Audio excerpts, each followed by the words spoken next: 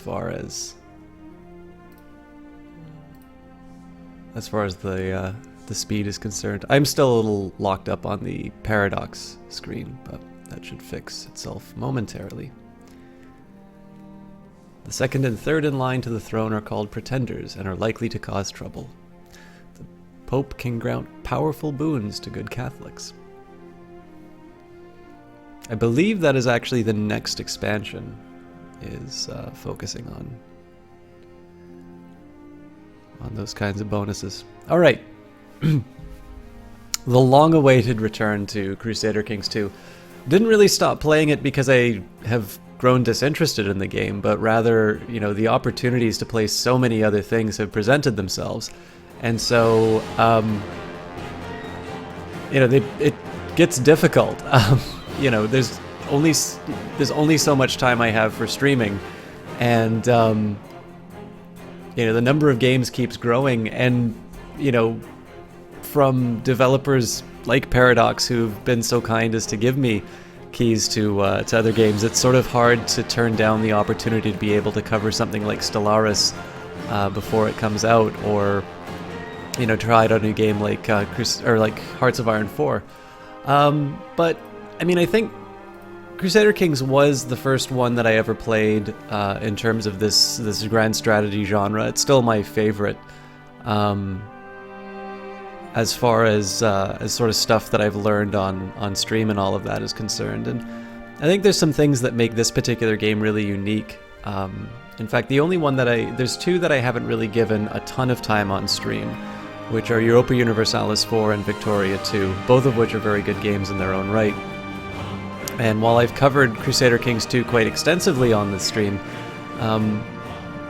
I've largely dealt with large European powers, or I suppose an exception here would be starting off as a count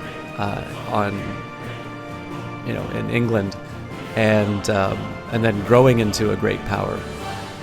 But there's so many other styles of game available here that I think I might try something a little bit different. I always wanted to do a full Charlemagne playthrough, and a patch came in which was a little difficult, and then there were a few different things that kind of got in the way. So one day I will do a full Charlemagne playthrough, but we'll try and change things up a little bit. So welcome, Captain Bear. Yes, I started a little bit later, but I also realized that there's a bit of a benefit for people. I guess there's a little bit of a benefit in terms of, starting later so people can check things out. I'm not going to be starting at any date other than 769 Maticus Ray. So I want to be as comprehensive as I can in terms of some of the starting things about Crusader Kings 2, because I think one of the most common things that has happened in terms of, now that people know that I play Crusader Kings 2, and usually when I get an introduction like this, or like in Jesse Quill's channel, it'll usually be something along the lines of, "Oh God, how can you play Crusader Kings 2? It's so confusing. How do I play a game like this?" So starting a new Crusader Kings 2 game is always it's always a great opportunity to try and show people, how to I don't know, eat this elephant that is Crusader Kings. And I mean, you can probably go and see some of my old VODs and see me, learn the game on stream. I don't know if all of them got uploaded, but I learned this game just by playing it and just by going on stream. So, in terms of getting started, you can start with the tutorial. Now, with due respect to Paradox, I've always found their tutorials don't give you enough to really be able to, to get into the game and have what I think people are looking for when they think of how do I make decisions about this game. And I say this appreciating that it's also very difficult to do something like this, because in the case of Crusader Kings 2 or any of these grand strategy games, they are not necessarily what you would think of when you talk about a sandbox game, but especially a game like Crusader Kings 2, it is not entirely unfair to call it a sandbox. If you think about, so like most of the time when people are thinking of sandboxes, they're either thinking of very old games around the 1990s where you'd have something like Theme Park and you'd have like a sandbox mode where you'd like basically have everything unlocked. And then the more modern sandbox would be something like Minecraft, where you can kind of go in and you can create what you want. And if you decide that you don't want to particularly pursue some kind of objective, that the game is given in front of you, then you just make your own. So the best way to get into it, in my view, I think you can do the tutorial at least, so my view is that it'll show you at least what to look at to do certain actions, and it's better than nothing. But I always think the best way to do this is to find something that you are interested in, and then to sort of build out. And you'll maybe see through this playthrough, I'll try and talk a little bit about maybe a bit of an algorithm I've worked out in terms of making some sense of this game. But I think maybe the biggest thing you can do is, clearly if you're saying, oh, I wish I could play Crusader Kings 2, there's something that compels you about this game. And you, hopefully you can take that, probably a historical interest, although, there's any number of things that you might find fun to do in this game. To take that interest and let that push you through the learning curve. And of course, it's a great, it's a great time to ask questions, because this is a beginning, kind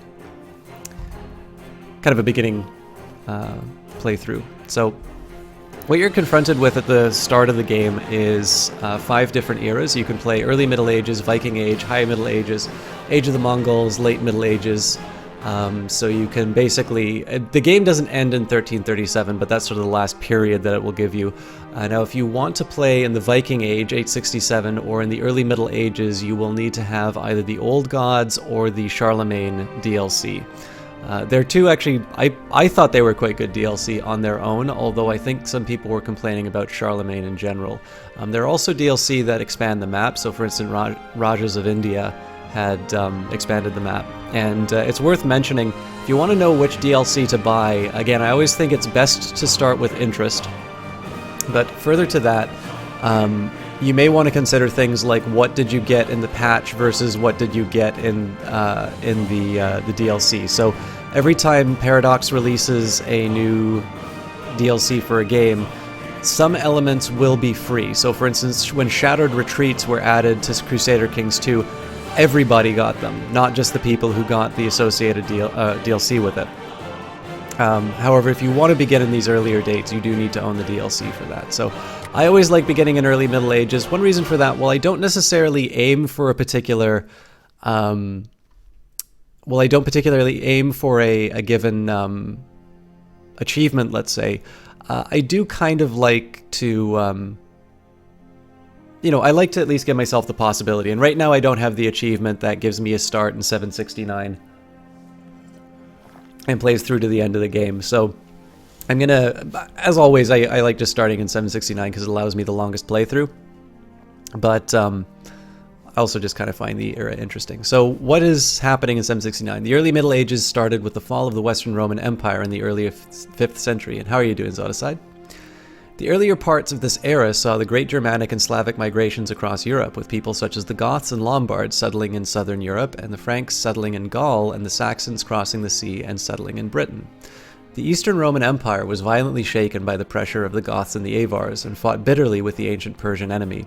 The rise of Islam saw the Arabs conquering immense amounts of territory in the Middle East and North Africa, and in India several great dynasties vied for dominance, with the Rashtrakutas rising toward the end of the 8th century. In the steppes, the Khazars grew in power, and in Scandinavia, things were about to change in a way that would affect the entire continent.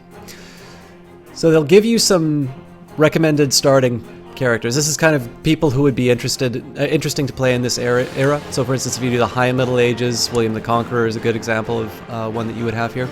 For my money, though, I like to go into custom game setup, because this gives you the most control in terms of how you start off. Now, as Maticus Ray already indicated here, there is a conventional wisdom that says that if you want to learn the game, you start in Ireland, or at the very least, you start in somewhere in the UK. Now, I don't think this is necessarily bad advice. I also think it serves only one type of player, somebody who sees Crusader Kings 2 and wants to play an English noble, basically. I think the slightly better way to look at it is, if you are looking for something that will not... If you're looking for a lack of interruption, then this is not a bad place to go because, of course, of its geography. But what I said earlier, I kind of keep as my overriding guide, which is that if you got the game for something that you're interested in, you should probably play that. Now, this game is asymmetrical. There are regions that are going to be harder to play than others. If you are the wrong religion in the wrong part of the world, you're going to find yourself conquered very quickly. And that can be maybe, you know, a playthrough that you want to do to see if you can overcome it. But the game will help you with that. So for instance, this is just a geographic view of the world. All right, so this doesn't necessarily tell you about the type of people you're going to play, but you're going to say it's like, okay, I've heard, you know, I got to play Ireland, so let me just try and pick one of these areas here, right? Okay, well, Agonaghet, Wraithland, Independent, Irish Catholic, says it's hard difficulty, 70%. Okay, well, what if I decided, you know, I know where Charlemagne is, so maybe I want to go here. Oh, okay, so King Carl of West Francia, fairly easy start, 30%. What if I want to be the Byzantine Empire, right? The old Eastern Roman Empire. Oh, that's even easier, 18%. Now here's where this tool becomes a little bit difficult. If you choose no religion, you're screwed no matter where you go. Yeah, in this era, absolutely. You don't get to choose your religion, though.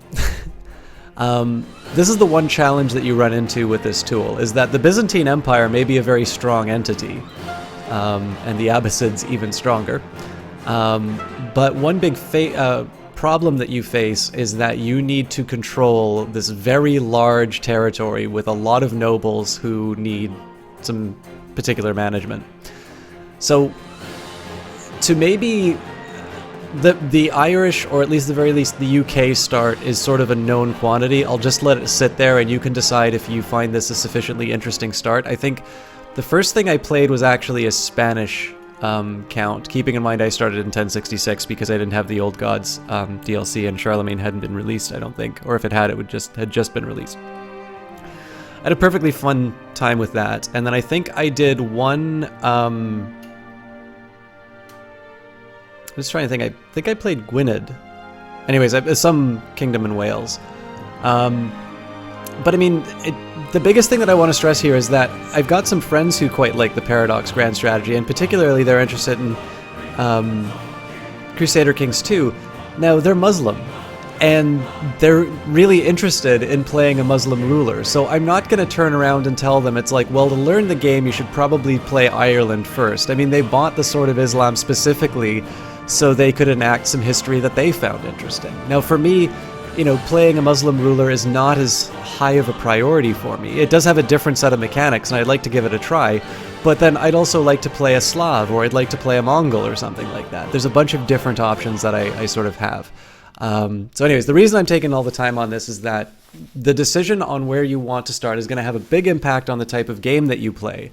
But there's a few different ways that you can actually take some principles that you'll move into the game in terms of starting off. Again, the game will always give you some recommendations, so you'll remember the interesting characters that we have here, same flavor text. Few more options inside this list, so it's not just that you have the High Middle Ages, but you have things like William the Conqueror, the Alexiad, the Third Crusade. All of these are not available in the basically the opening window. So there's a little bit more of a...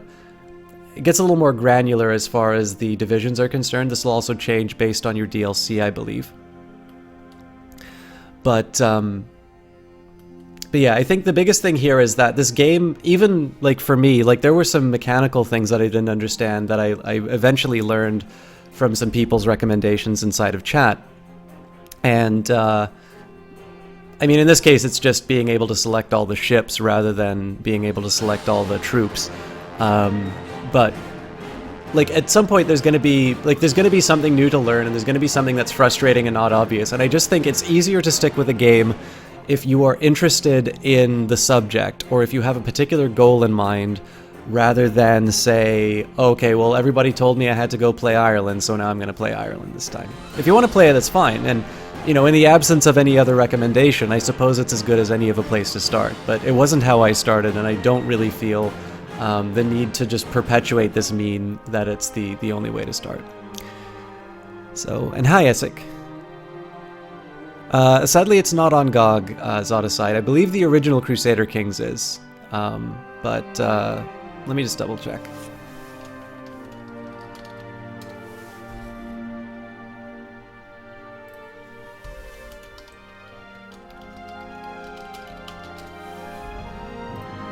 Yeah, so the original Crusader Kings complete, although it's not on sale like in their Goodbye 2016 sale anyway, so I believe it's also on sale on the Paradox store if you want to buy it directly from the developer, and you get Steam keys there as well, so whichever your preferred option is.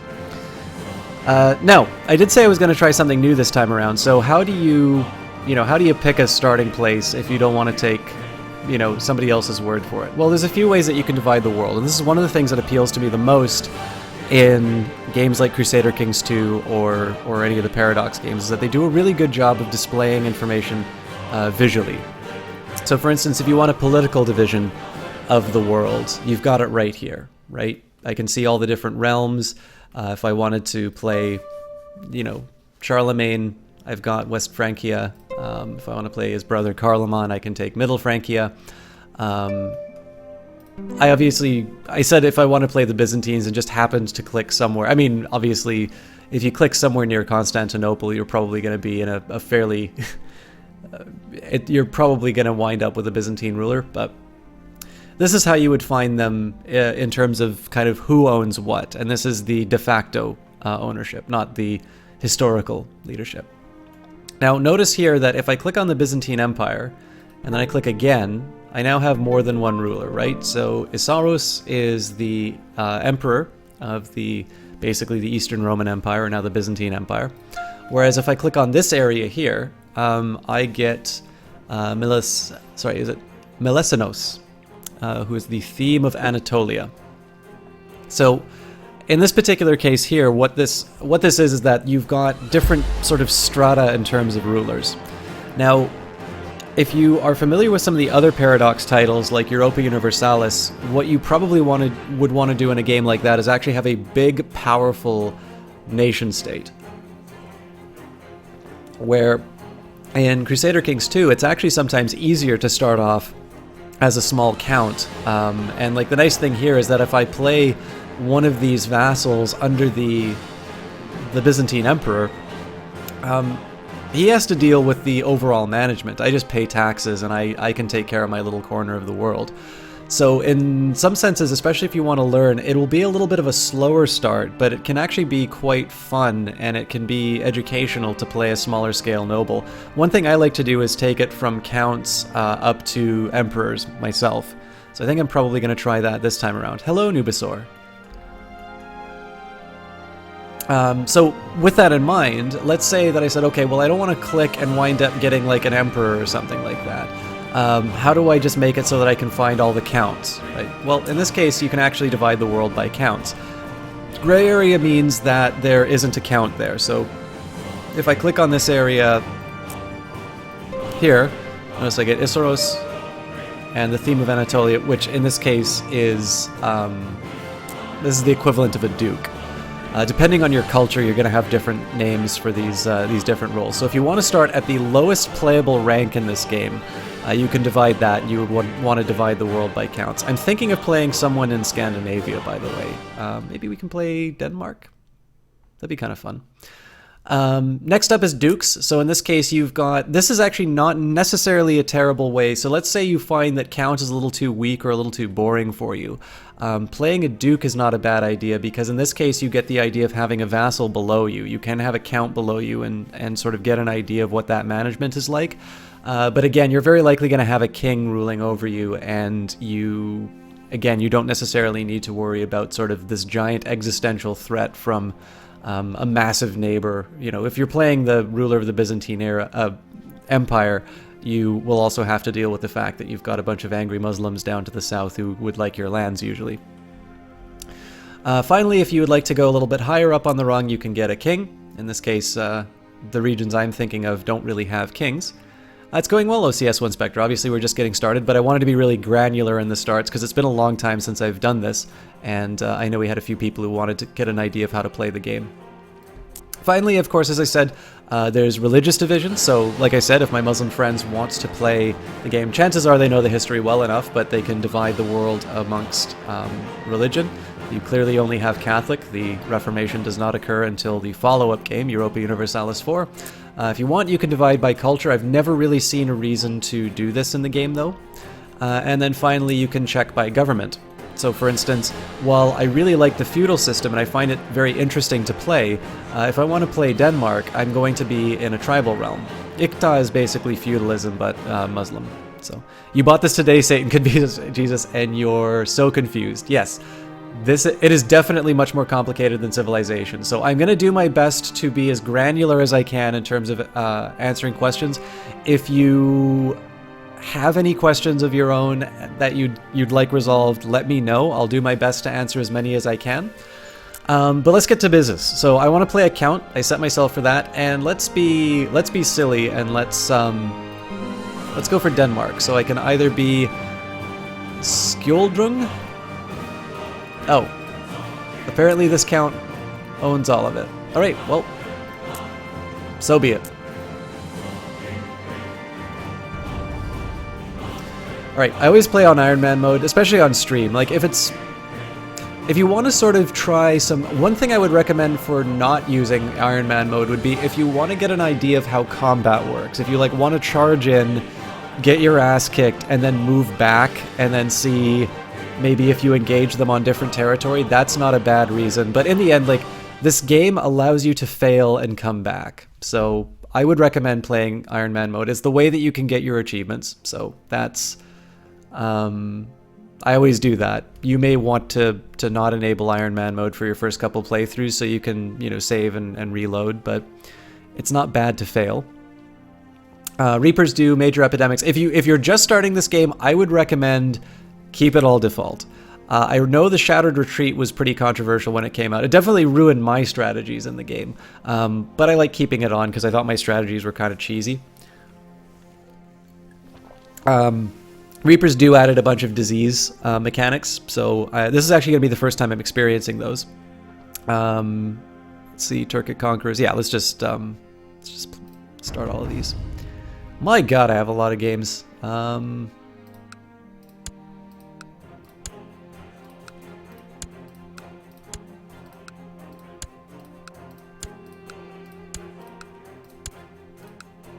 Fresh start.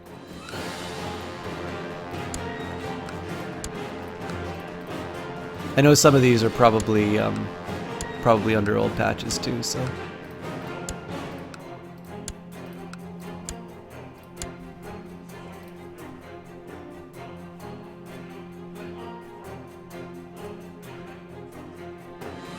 Oh, I didn't know you could do that. I mean, I don't own. It's the only DLC I don't own, and I have no interest whatsoever in Sunset Invasion. I don't know why they made it. So, welcome to Crusader Kings 2. In Crusader Kings 2, you play a succession of medieval rulers from a single dynasty. There is no set goal, but the world is filled with ambitious rivals. Secure more land to increase your power and protect your family. You cannot hold infinite amount of lands yourself. To expand, you will need to rely on vassal rulers. Keep them happy with titles and gifts, lest they decide to revolt. The game will end in 1452 if your line can stay in power that long.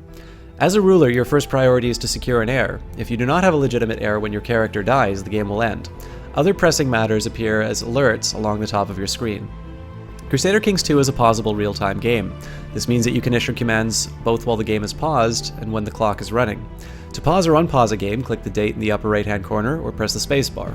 Use the plus and minus symbols to speed up time or slow it down. Crusader Kings 2 takes place on a fully 3D map. You can zoom in and out using your mouse scroll wheel. Holding down the scroll wheel and moving the mouse lets you pan. You can always see the map by pressing backspace.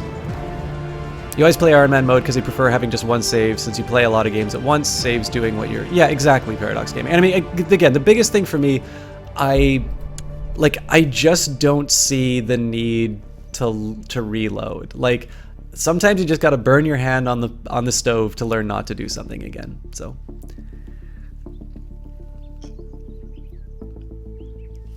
Norse culture effects. You can raid overseas with ships. Rulers can raid infidel regions for loot. Tribes are settled but agrarian. Each country can only have one tribal holding representing the entire local tribal population. The more empty holding slots, the more powerful the tribal holding. Tribal rulers are limited to the elective Gavelkind succession law, which tends to fragment the realm between sons on the death of the chief. We can hold tribal and fort holdings without penalties. We can build temple tribal fort holdings. We can use prestige to build tribal holdings. We can call tribal government vassals to arms instead of using liege levies. We do not get vassal tax from tribal government vassals. Tribal dynasties may grow decadent if the religion allows it. Rulers can raid infidel neighbors for loot. De jure law effects are ignored. Male rulers can take up to 3 concubines, and we can reform to feudal, Ikta, or merchant republic governments. In the early Middle Ages, the ancient Germanic belief system is still dominant in Scandinavia and northern Germany. A pantheon of gods under the wise warrior god Odin, or Woden, rules all the branches of the world tree Yggdrasil. The other 2 main gods are Thor, Thunar, friend to mankind, and Frey, the god of fertility. Priests can inherit titles, priests can marry, women may own temple holdings, fleets can navigate major rivers, rulers can raid infidel neighbors for loot, vassals do not mind if their levies are raised. Germanic men can take up to 3 concubines. Non-pagans with low tech have very low supply limit in Germanic counties. Rulers lose prestige if at priests too long, can be reformed, and there is and can exist no religious head. They're inferior at conversion, and rulers cannot declare holy wars. Women may hold spy master positions. The biggest thing I can say here, don't get too lost in the detail. I know I read it all. Don't get too lost on the details if it doesn't make sense to you. But one thing that I would say here that I take out of this screen would be to say, it's like, okay, well, I know I want to reform from my tribal days. I kind of like feudalism, and more importantly, because I will eventually have a very powerful neighbor to the south in the form of the in the form of the Holy Roman Empire. I should probably adopt feudalism rather than a merchant republic. Although it would be very cool to have Republican Vikings. Alright, so this is the point probably a lot of you bought this game and you said, what the hell am I doing? So, before we do anything, remember, the great elegance of the Paradox games is the way that they present information to you. So, here's the world as terrain. Here is the map that I normally look at, which is a political division of the world. Diplomatic relations, you can find out who hates you. And if you mouse over... By the way, one thing that's maybe lesser appreciated about this is that if you hold your mouse over something in a different map mode, it will give you different information. So, terrain. Diplomacy. Actually, I may have chosen the one that didn't... Oh no, it did. Okay. Religions. This is going to be a little bit more important in terms of, let's say, looting people. Cultures, again, we already had these. Some ones that you won't remember from the beginning. You've got economy, so maybe let's say you want to take over particular areas, you want to know what you want to get a casus belli on. Well, taking a look at the economy might be a good idea, so you can find out what's the best one to take. We're actually going to use this pretty early on. De jure duchies. So in this case here, if you want to create titles or something like that, it'll show you what territories you need to hold. There's other ways of accessing that, but again, we're focusing on what do you need to know at the very start of the game. In terms of kingdoms and empires, again, this gives you an idea. So if you want to found Britannia, you need to control a majority of this. And it's not just a simple majority, it'll tell you exactly how much you need. If you just want to make a kingdom, you can make England and just let Pictland and Ireland, i.e. Scotland, let them be left on their own. I forgot Wales, shame on me. Revolt risk, so again, this is probably something a little bit more that you'll want later on inside of the game. You can see dynasties if you want. This is my family. Opinion, who hates me again. Direct vassals, maybe less important to me right now. Trade zones, this is definitely very useful if you're a republic. Government, again, this is something that we had in the original opening. Defensive pacts is a new one, or not like exactly new, but from the last time you guys saw me play this, defensive pact had been added, and the best way to think about them are they're a little bit like coalitions in Europa Universalis 4, and of course the thing that I'm most looking forward to, epidemics, because that was added in the latest DLC, which I really haven't played.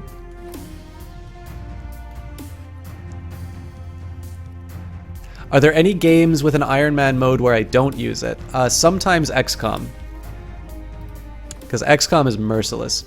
All right, so these are your friend. If you, the way that I think you want to think about this game in terms of finding your feet would be figure out what your current goal is, right? What do you want to accomplish in this game? If you want to take everything over, that's fine, but you need to break that down into smaller components, right? Like, okay, maybe I will have some Danish empire from, you know, from Spain to India, but who am I going to conquer first? What is the most likely chance of success in terms of these operations? And we're going to find a way of breaking that down. So normally when I start on a Paradox game, I actually go to these tooltips first, but in the case of Crusader Kings, I actually start with my portrait, because this actually breaks down a nice sort of overview about everything you need to know about this game. So for instance, I have a liege, right? This is my father, and I am currently operating under him. One thing that you might want to consider is like, oh, okay, so there's a dad. Well, it turns out that there's also a brother, which means that we're going to wind up dividing up this realm between the two of us. Maybe I might want to, you know, stick the knife in the brother. Or maybe I want to kill myself because I don't have a wife.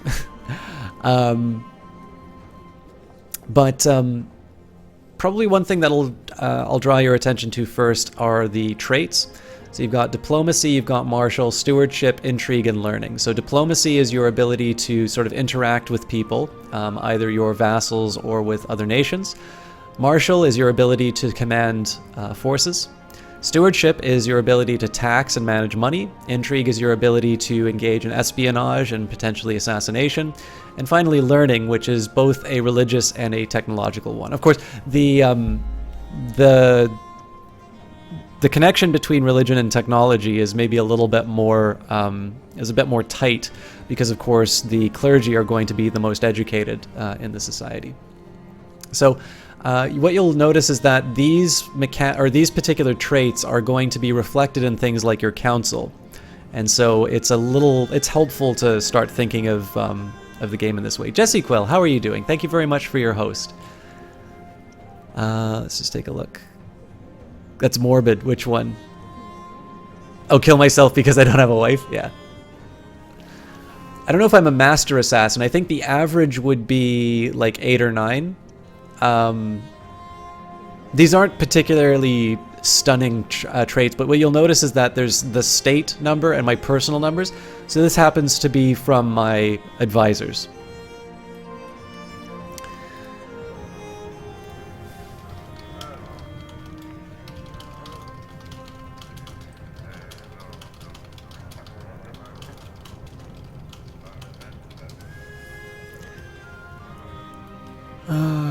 What are we doing here? All right, so some other things that you'll probably want to take a look at when you go onto this screen, how many armies, or what your army levies look like. If you have grand plans of conquest and your neighbors have twice as many soldiers as you, you're going to have a difficult time of things. Wealth is your... It's funny, they call it wealth, but then they also call it gold in the game. Obviously, wealth is just to try and represent an economic ability. But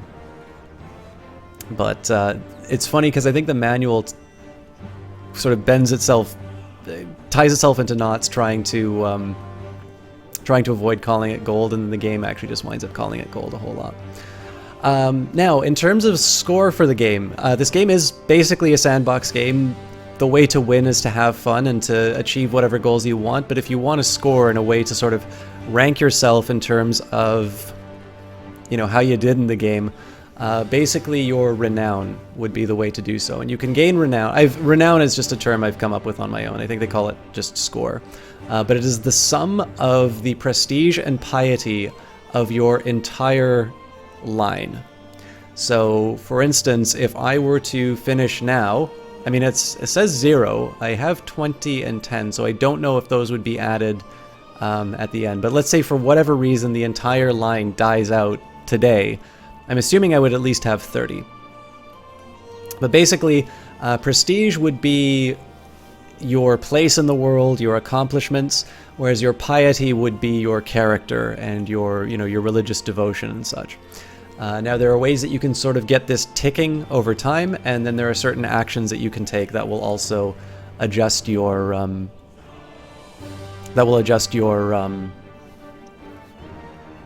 your rating up and down.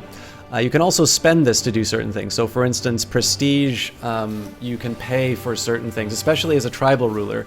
You can actually use prestige as a currency. You're kind of banking on your reputation in order to accomplish a particular task. One other thing I'll draw your attention to, you can't really control this, but you've got a few different traits. So my character, when he grew up, became an indulgent wastrel, which gives him a reduction to diplomacy, but an improvement to stewardship. He's cruel, which increases intrigue at the cost of diplomacy.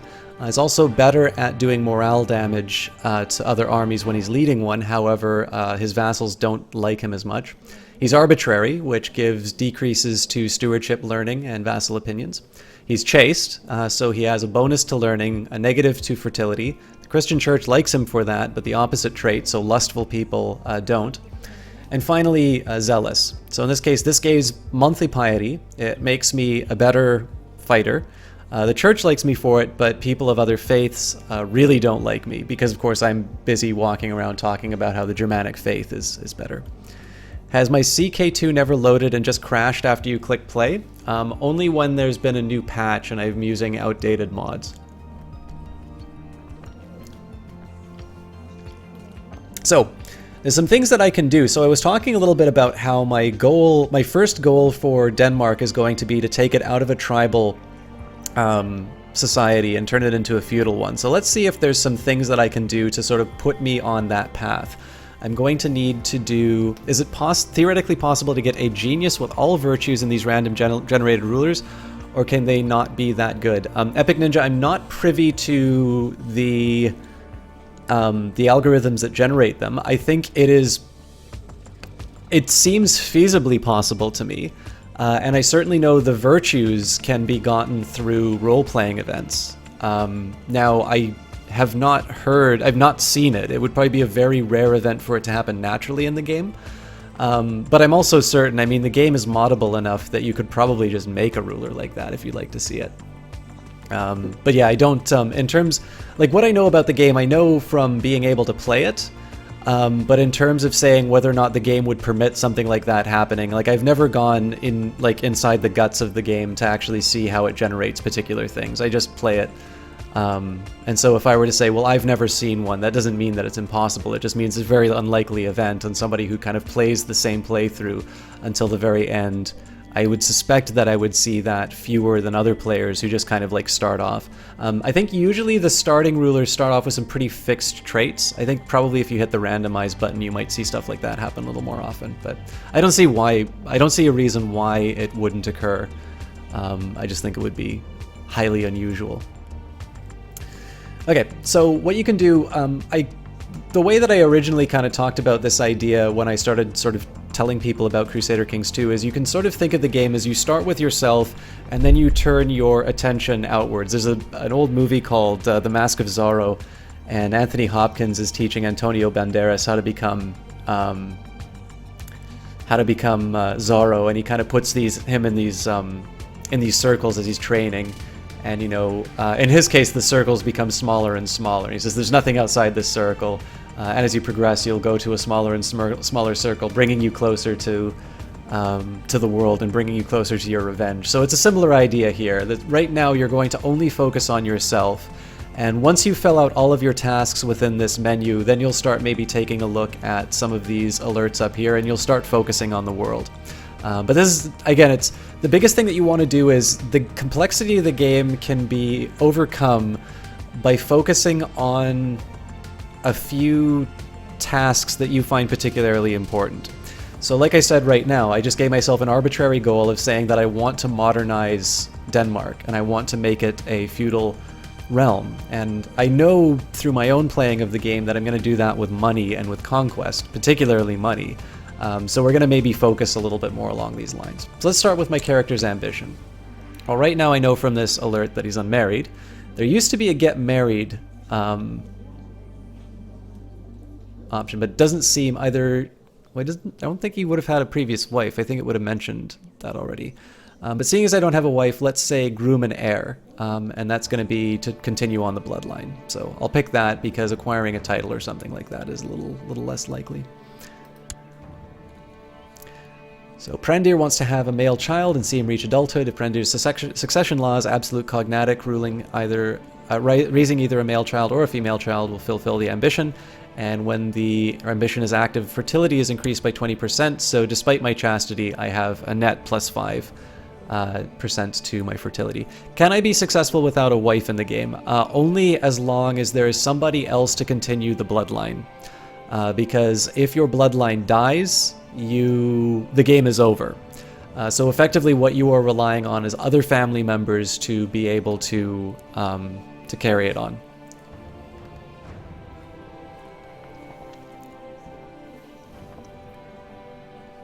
Alright, so let's choose a focus.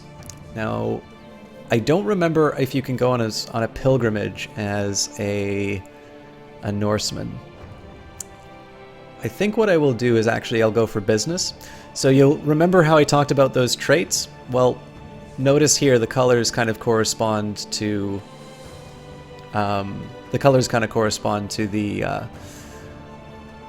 these traits. And as you can see, you've got family and carousing.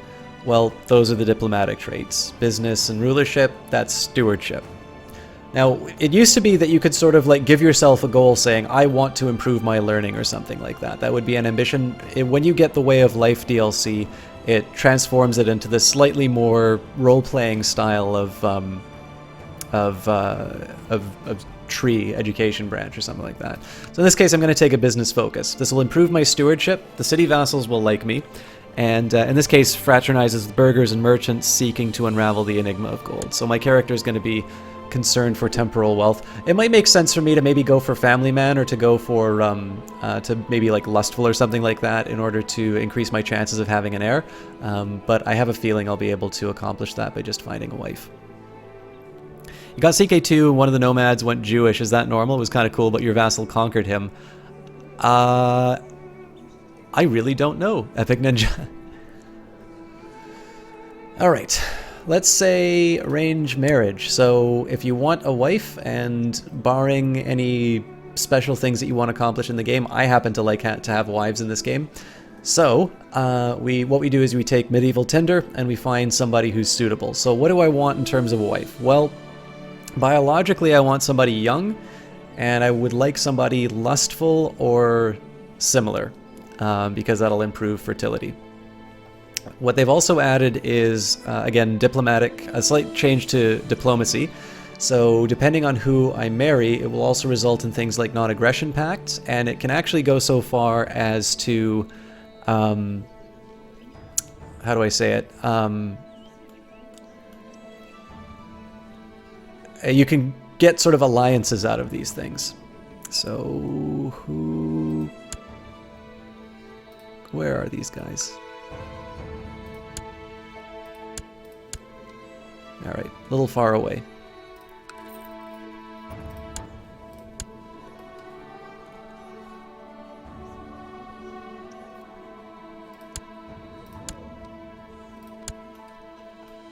Closer, but not.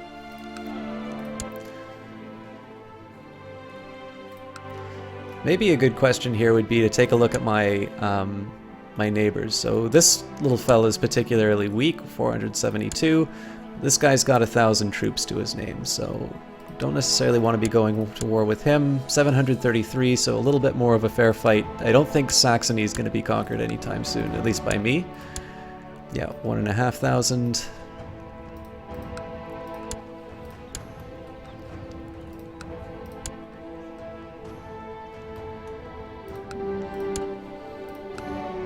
So maybe these guys. Yeah, we don't really have a lot of places that we can really take on. So I think our best bets are probably going to be to gobble up some territories in the north here. So if we can find somebody to marry in this family. Now, you know what? I'm just going to use Medieval Tinder.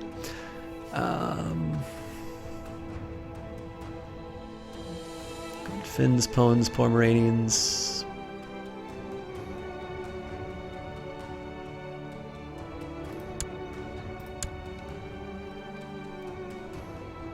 Well, I mean, that doesn't give me...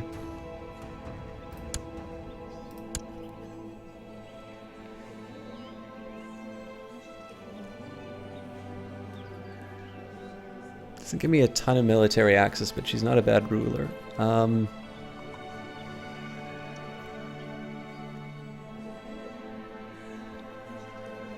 You know what? I want a hot wife.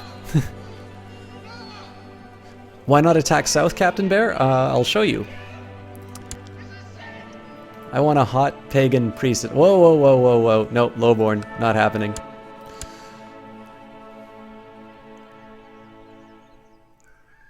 Did you see a 0 at last check? I saw a skill at 0. You mean these? How you doing, Johnny Big Time? Alright, I also owe Jesse Quill and Johnny Big Time some shoutouts. Alright, so I think this is... Looking at these are all noble. Again, I've never really played Pagan, so I need to figure out what all the things are. So here... Alright, so propose that Prender and Gulia get married. As the relative of a king, Pindar would gain 4 prestige for marrying into the house and 100 for marrying the relative of a Khan. So this will also, this will be improved. So in this case, my prestige will go up from the person who I'm marrying. We're of different religions and we're the most zealous, so it's not going to be a happy household, but it will give me, that prestige that I'm looking for. So, let's take a second. I'm really glad that you enjoyed Rebel Galaxy, Johnny Big Time. I mean, I like it when people buy stuff off the GOG affiliate link, but I always hope that they're getting quality. And I know I really like Rebel Galaxy, but I wasn't able to, you know, I didn't want to be too much of a sellout.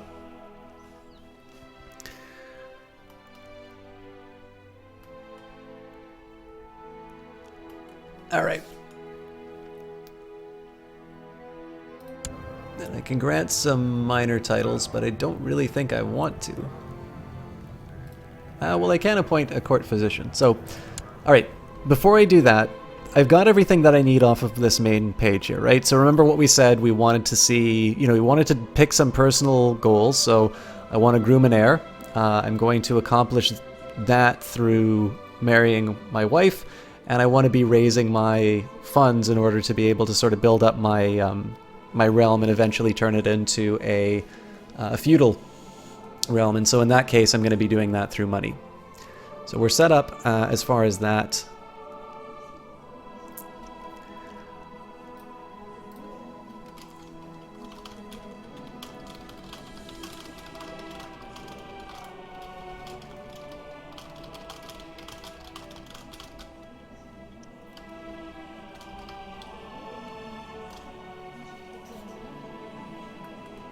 No need to act on that, just this is why I think why I stopped playing this game.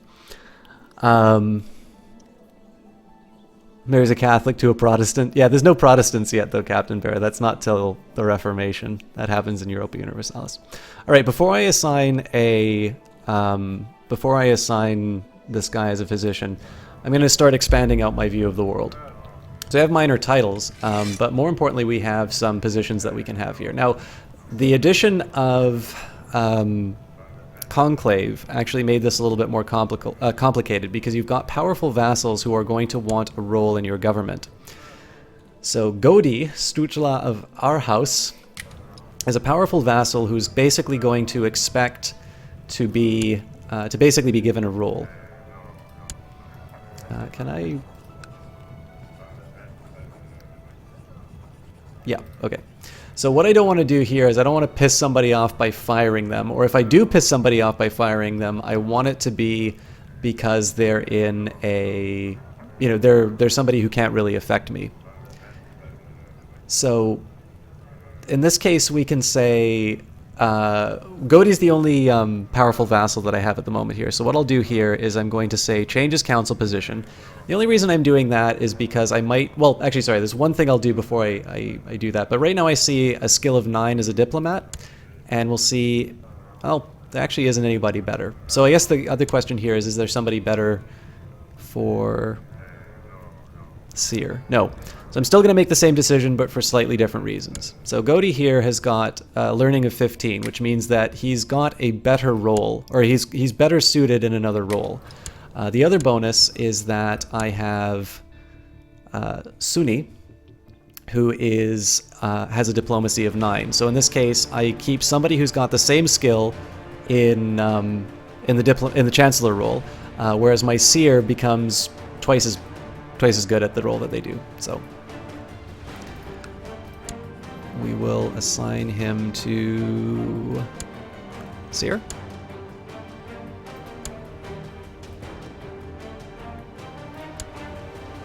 He's not really good at anything. So I think Arnie is going to wind up fired. So in this case here, I take my 9 diplomacy. Let's take a look if we've got a better marshal. We do not. Steward, nope. And the only other option we have for Spy Master has a value of 5. So you had to fire one person, and we reassign somebody to a better role. All right, so now why do I care about my council?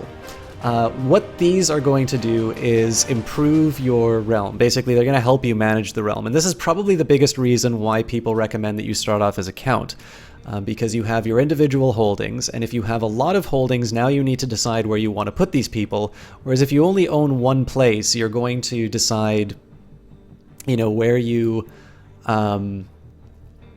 you don't necessarily need to pick where they're going to be best placed. You're just going to get the benefits to the only thing that you have. So this is where I was talking about using the map to sort of give you the information that you need. I'll give you an example. We've got a steward who can settle a tribe, can oversee construction, or build a legend. Oh, actually, sorry, I was wrong on that. I thought he was going to raise taxes, but I keep forgetting I'm tribal. So if I wanted to raise taxes, I would maybe consider Jilland, because it has a tax income of 9.5 versus 1.5. Of course, I don't have the option of raising taxes, so I think I'm just going to wind up putting everybody in my capital. So let's start by training troops. So in this case, I start training troops because it increases my levy size and my reinforcement rate. So that means when I start going for some of these territories up here, I'm going to have a larger army with which to press my claims. Next up, I can go build legend, oversee construction, or settle a tribe. In this case, I want to build legend because it's going to give me some, a chance at some prestige. It gives me the guarantee of prestige, but also potentially raises some warriors. So I have to do that in my capital. I think we will do the same idea for building zeal. So in this case, we might potentially raise some zealots, but we also gain 0.7 in terms of piety. So this is basically just some free bonuses that I get over time. And I've left 2 to the side. So I can basically do the way to think about the Spy Master. And again, if you ever want to know what these things do, you can just hold your mouse over them and read the write-up. You can scheme, which you can sort of think of as counter-espionage. You can build a spy network, which will improve your ability to conduct espionage or to plot an assassination. Or you can study technology. I think in this particular case, I'm going to study technology. And I'm going to go to the Byzantine Empire. And what I'm going to do is I'm going to avoid a capital. So for instance, I'll head over here. The idea here is that it's more likely to have a spy master, defending against plots in a capital than it is, just some province. Although I'm still going to be able to steal the technology from that province. So just on the margins, it makes you a little bit safer. You're never guaranteed to not lose one of your spy masters, but it's a nice little way of kind of minimizing your risk, especially if you're playing against a human and they've got this tendency to put things in their capital to avoid their character being assassinated. Not putting your spies in a capital will help you avoid the rival spy master, because certainly the Byzantine Empire has a larger population from which to draw more talented spies. By the way, I'm gonna have to get used to these new roles, but these are good-looking Norsemen. Finally, we want to decide what we want to do with our chancellor. So we can improve diplomatic relations. We could sow dissent. Now what this is going to do is this is going to lower the opinions of the vassals of people who we kind of want to conquer. Or we can fabricate a claim. So I believe in this case here, I couldn't just outright declare war. Oh, I can. Pagans are allowed to subjugate other pagan rulers once in their lifetime. With the become king ambition, there is no such limit against those who control it. Okay, cool. So I can actually just declare war once. I think I might just do that right away against the weakest. So this gentleman's got 714. This gentleman's got 514. Although this I would need to kind of gain the claim on the 2 territories.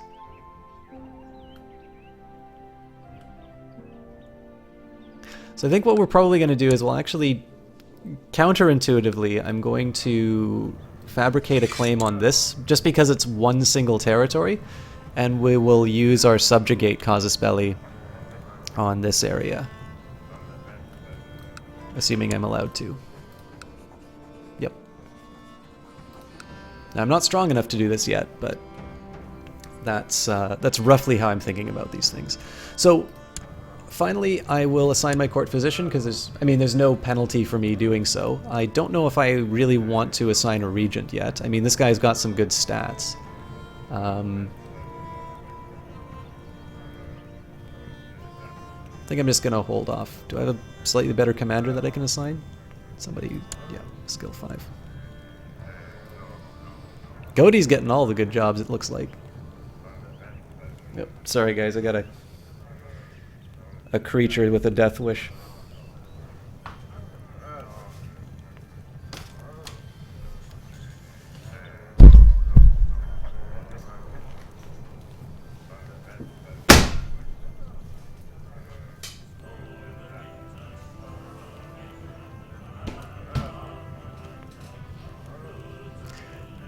Alright, I think we are actually ready to start playing. By the way, guys, this music that you're hearing right here is free DLC from Paradox that plays during the holidays. So we'll unpause.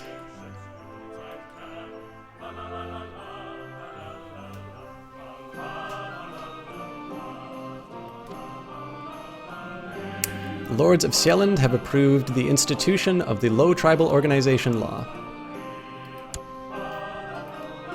We'll talk a little bit about that law afterwards, but I want to just move it ahead so I can get the... There we go. Basically just so I can have the response to the marriage. Alright, so we can collect royal aid duty to pay for the ceremonies, or we can say people will respect wealth. So the idea here is that I can gain 13 prestige, or I can gain 10 gold. And now normally I like to go for the prestige because this is how you measure kind of the success of the game. But in this case here I did say that I wanted to be building up my realm. So in this case we'll say it's everybody's concern, collect the 10 gold. And to the righteous rogue Prendir, your wisdom and mercy are legendary. I accept your suggestion that Prendir and Guliai get married. So we've now kind of created a bond with this individual. Let's see, we can say forge an alliance. He doesn't like it because he has a low opinion of me. We've got similar interests, but his base reluctance is -3. So let's just take a look. What I would most likely be able to do. So it's because of the zealotry. So I have a feeling that if we were to send a diplomat over to improve his opinion, we'd actually wind up with a better.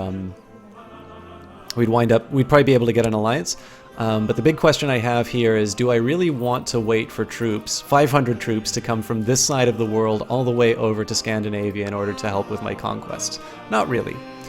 So, alright, so now I can hold a great blot together with your vassals and offer a sacrifice to the guards for good harvest and success on the battlefield. This can be done once every 9 years.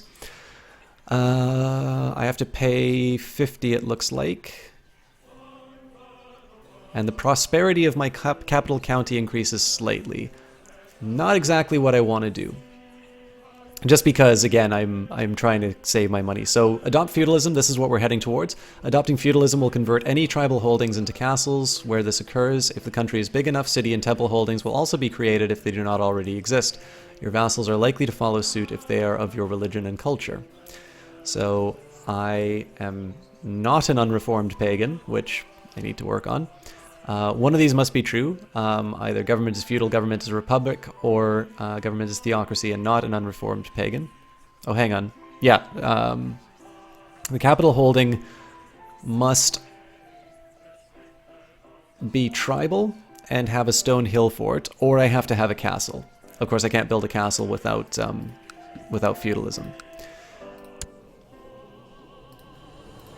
So the next step here is going to be to just try and build these things up. In this case, an earthen hill fort I kind of want to do because it increases my levy size as well as my fort level.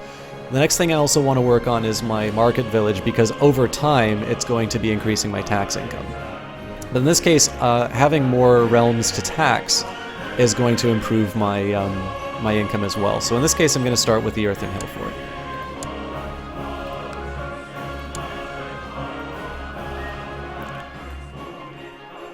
What I'll also try and do, what I used to do when I started these games was I would always pause, make my decision, and then unpause. I'll try and just go down to a speed of 1. So, I received word that your Spymaster Toke has been trying to learn of new technological advancements made in one of my countries. This is intolerable, and to stop further interference, I have arrested him. Signed, Basileus Constantinos V of the Byzantine Empire. Well, unlucky.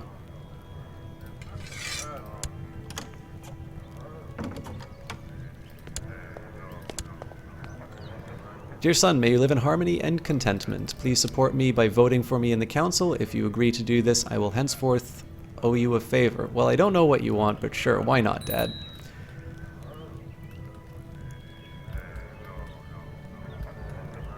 Now, I suppose I don't want my wife getting killed in, or at least getting imprisoned in the Byzantine Empire. So let's get her to... Let's actually get her to build a plot against my brother.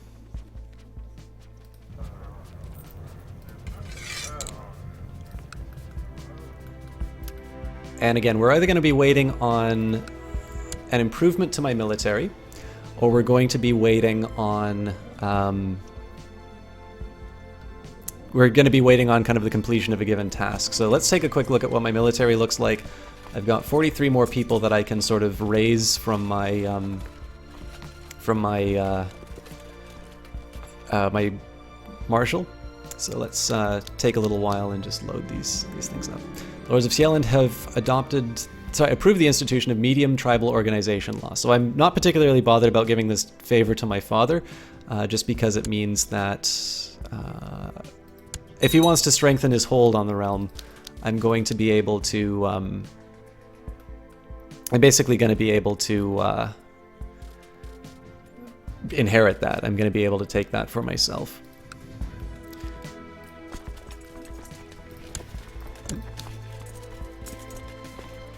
Also, I think I probably want to wait until this particular war is done. Maybe not.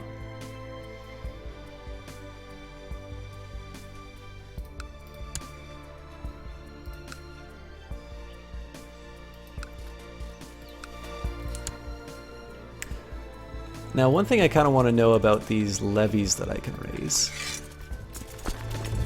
So I'm going to turn these guys into sort of Viking raiders. I'll get them together into one big...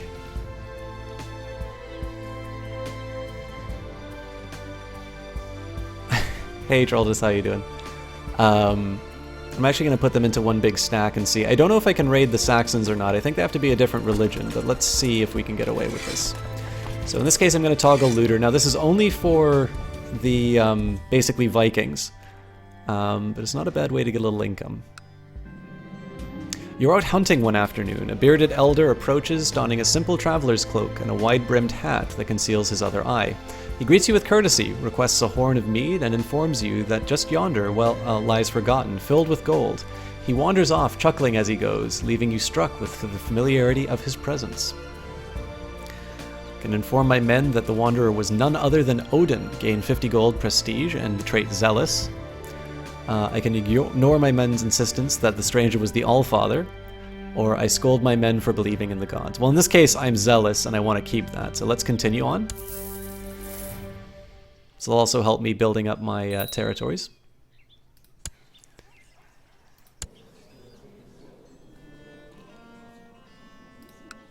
If you ever want to see what you can get away with raiding-wise, you've got this little bar here. These are fairly weak, although keeping in mind... Yeah, there we go. They're gonna crush me.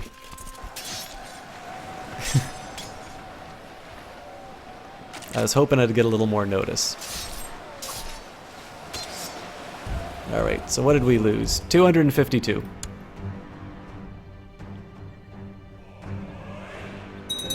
Hey, Carney, good to see you. Alright, Earthen Hill Fort has been built. I think we'll just move into the next upgrade. Oh, don't have the money for it, so let's go for a market village instead.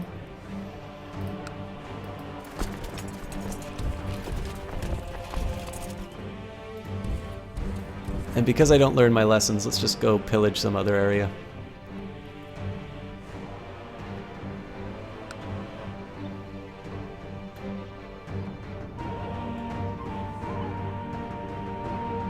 We are losing money every month, so I don't know if this expedition will actually... Oh, nope, they're gonna kill me too.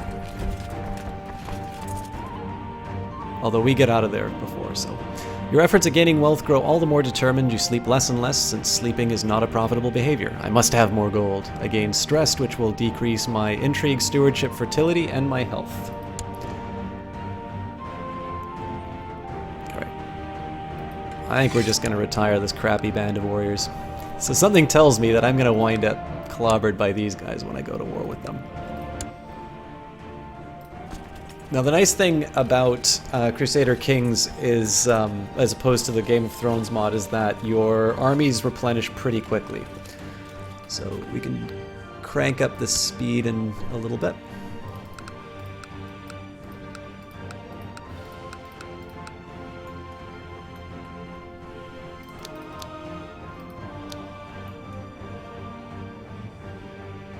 As you can see, those levies are coming up. Now, one of the big things that I think causes a problem when people are getting started off in this game is there's sort of this feeling with most games that you need to be doing something all the time.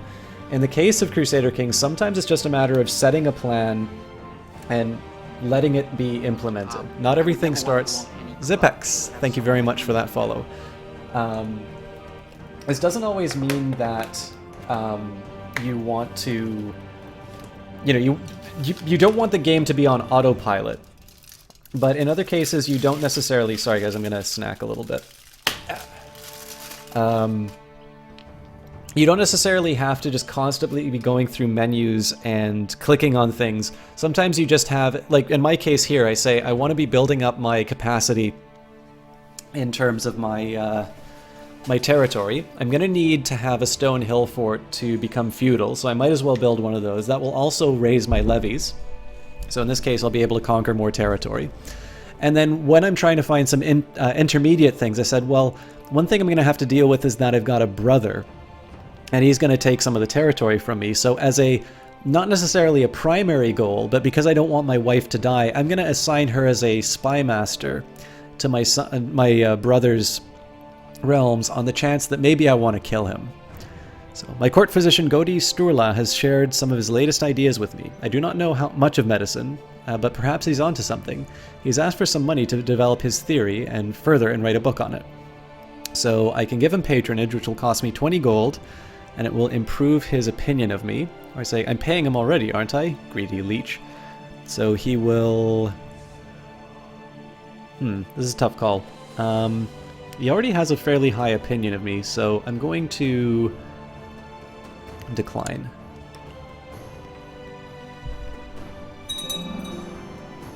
Alright. We got the... Sorry, I said I wasn't gonna pause. Alright, so we said we got the market village, so let's just take a look and see if we can build anything else. So I need 74 to sort of build the next level. If I'm curious about what I own, I've got this territory, and I have this territory. So I could also start doing improvements in Yiland, which I think I will do, actually. I'm sort of tempted to just focus on the capital, but in this case I'm going to try spreading things around a little bit.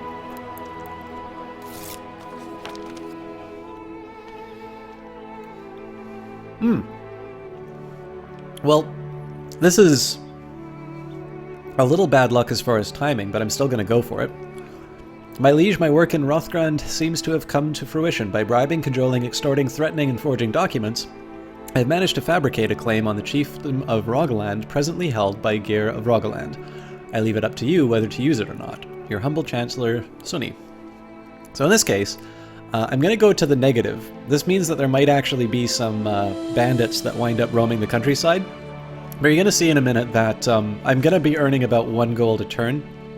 So it's not going to be that big of a deal. I'm just going to have to wait sort of 3 months to get the money back. Work can be tedious. When one problem is solved, another one pops up. I tire of having to complete the same tasks over and over again. I can say somebody else can do this, I gain the slothful trait. Or I can say I can rest in heaven, and I gain one of everything.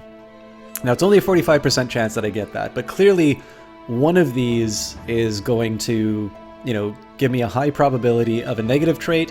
One of these is going to give me a moderate probability of a positive trait. And it doesn't even matter if the probability of this is 0.1 and the probability of this is 10%. It just makes sense for it to be, you know, to use this. Hard work is always needed to achieve something in life. I have gained the diligent trait. So in this case, you'll notice there's a couple of additional ones. There was the stress trait, which we got a little bit earlier, but we gained the diligent trait for this event. So this is a little bit unique to Crusader Kings compared to the other Paradox games, which is the role-playing elements appear in the form of the, you know, these little menus that pop up. The only other example that I could give you would be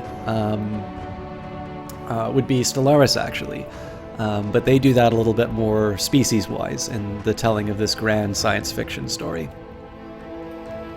Alright, this one's going to be a little bit of a harder one for me to pick, but I think I know how I'm going to go for this. So you've been presented with an opportunity to let everybody be reminded of your rulership. If you wish to mint new coins for your realm, there's a master of the craft that you can hire. Not only will the mintage be exquisite, but it will be adorned with a glorious portrait of you. I can mint coins for the glory, which will cost me 100 gold, and I'll gain 100 prestige. I could debase the mints with less precious metals for profit, or I could say there's no need for additional currencies. I don't quite see the point in minting the coins right now because I would bankrupt my realm. Are those traits hereditary? Curling Onosis, it kind of depends on your... it kind of depends on which trait you're talking about. So in this case here, like chastity... Chastity is arguably the least hereditary trait in the world. Most of these ones are not hereditary. You can definitely pass them down through sort of training and raising your heir. But things like, say, strong or... I think genius might be hereditary. Definitely some of the more biologically oriented ones are hereditary. Other ones you may not pass down because you're not the one who's training your heir. But the big answer on that one is depends. Usually things that are a little more mental, like cruelty and arbitrariness, less likely.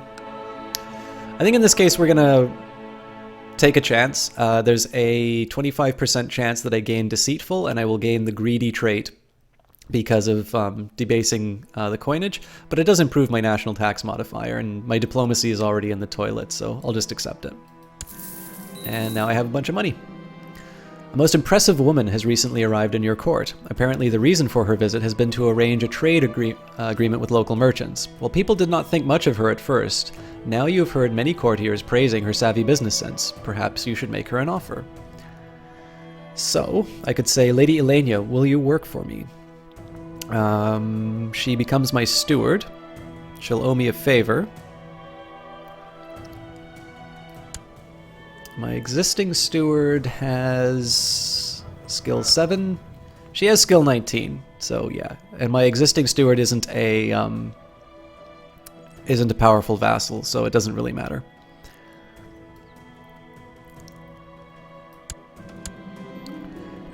Ever since your pursuit of wealth began, you started keeping a close eye on both income and expenses. Your coffers seem to be filled to the brim more often than not. A thriving economy is good for the realm. Stewardship at +1. So I've paused here just because I want to do a little reorganization of my realm. I'm going to... Again, it's tempting to put her in overseeing construction, seeing as I'm building so many buildings here, but in this case here, I'm just going to go straight for the Earthen Hill Fort. And then, of course, we are out of debt, and we should have a full army. So I believe the time has come for us to declare war. Now, as far as the Chancellor is concerned, just because I don't have any immediate... My god. Apparently I didn't kill the spider. Alright, you guys get to hear another thump again.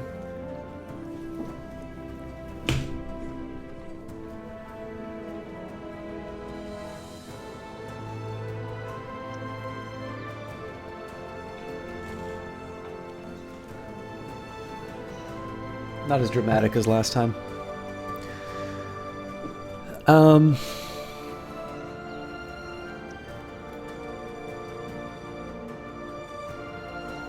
So I think because I don't have any immediately better options, I think I am going to start buttering up my father-in-law, just because, again, on the margin, if I can get a couple more troops on my side, so much the better.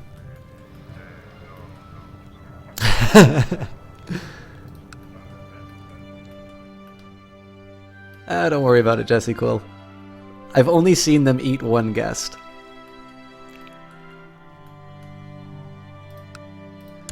Well, they used to try and, like, take them out of the apartment, but they're increasingly difficult to catch, and more importantly, they are numerous enough that it becomes a little too inconvenient. Alright, so here are the things that we're going to look at before we go to war. Army levies, they've got 597 compared to my 1005. So we're good there. Next thing I want to check is, do they have any alliances? Right? Looks like Chiefess of Rogaland, but that looks like it's a non-aggression pact. Oh, it also looks like... So it doesn't show me anything in terms of parents, so she doesn't really seem to have anything to her name, so I'm less worried about that. And of course, the one drawback is it's going to take a little bit of an effort to actually get my troops here, but I think we can make this work. So let's claim Rogaland. Again, I raise my allies, and in this case, I'm actually going to call my allies to war here, so I think that'll mean my family comes in.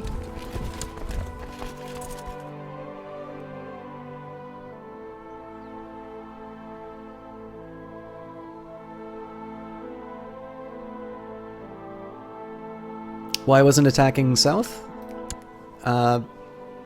Because they've got 1,400 or 480 troops compared to my, at the time, 900. So they outnumber me. Also keep in mind that West Francia is now unified, and so they're going to be moving in to try and take these territories. And of course that will mean that I'm, right now Saxony is a bit of a buffer zone to their, to any efforts that they make to conquer me here. But that can very quickly turn to a point where they want to claim this territory, and I'm in the way, so...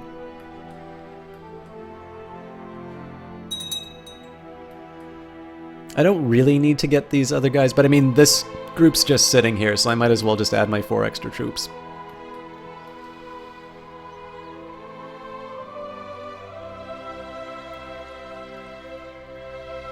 Yes, and Troldus can tell you everything about Daneland. Denmark. Now, I guess my big question here, Captain Bear, is any of this making sense to you? Is there anything about this game that's still a little mysterious, let's say?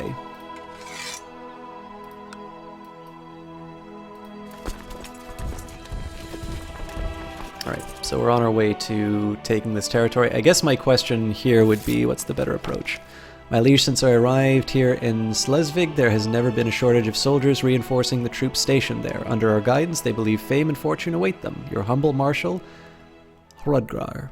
So what color are you on this map, Chalk? Pink? Yes, although the catch here is that this is actually for the realm, and the realm is currently run by my dad. So I don't actually own all of these territories. I only own these 2. And you can tell that by seeing my titles. So I have that highlighted area, and I have that highlighted area. Now when Dad dies, I'm going to inherit some, but not all of the territories. This game confuses the hell out of you, Shadow Guardian. Well, if it makes you feel any better, I did actually learn how to play this game on stream. I know it pretty well now, so if you do have any questions, I'd be happy to take you through it. One of the things that I'm doing is trying to be really granular in terms of why I'm making particular decisions, and this is the first time I've played the Reaper's Due DLC, so there's a couple of new things here for me. But it's... I don't know, I find it fun in its own way, but it's definitely challenging. It's not one that you just sort of play casually until you know it very well. Now what you can do here is you can take a look at this territory and you'll see that a river flows between this country and Telemark, which is currently where my troops are heading. So I'm going to shift and right click to move into Agder.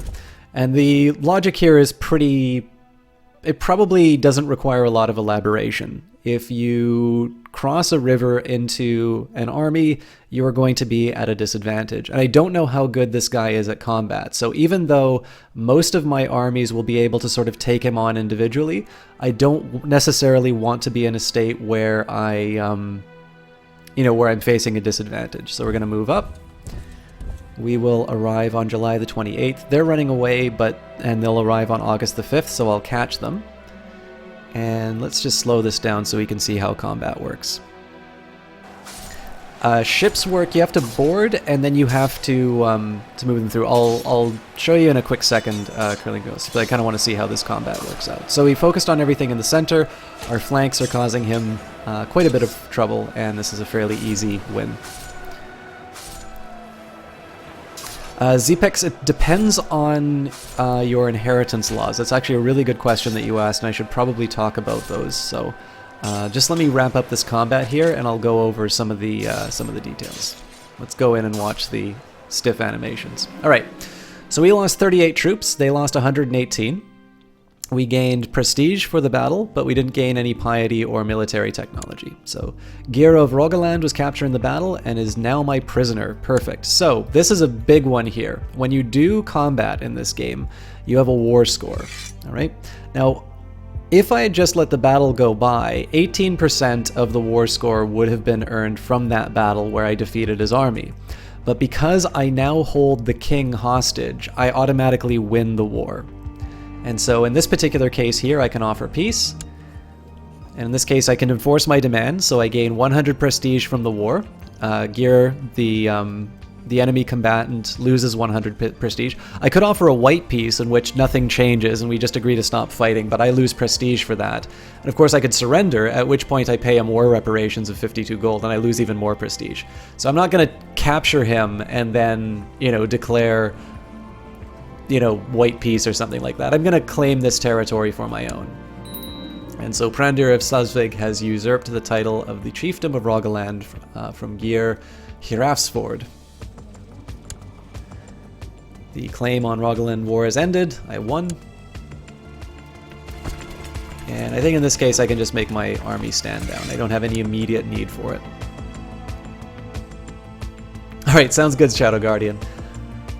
If you stay a while and listen, a lot of things are explained via System Shock's decision making. Oh, thank you, Jesse Quill.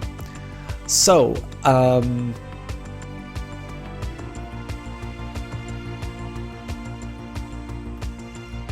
yeah, so Shadow Guardian, I think Jess's advice is actually probably the best. So the easiest tip that I can give is one, play stuff that you're interested in, because it's easier to hold through the hard moments of learning if you're playing something that you're interested in versus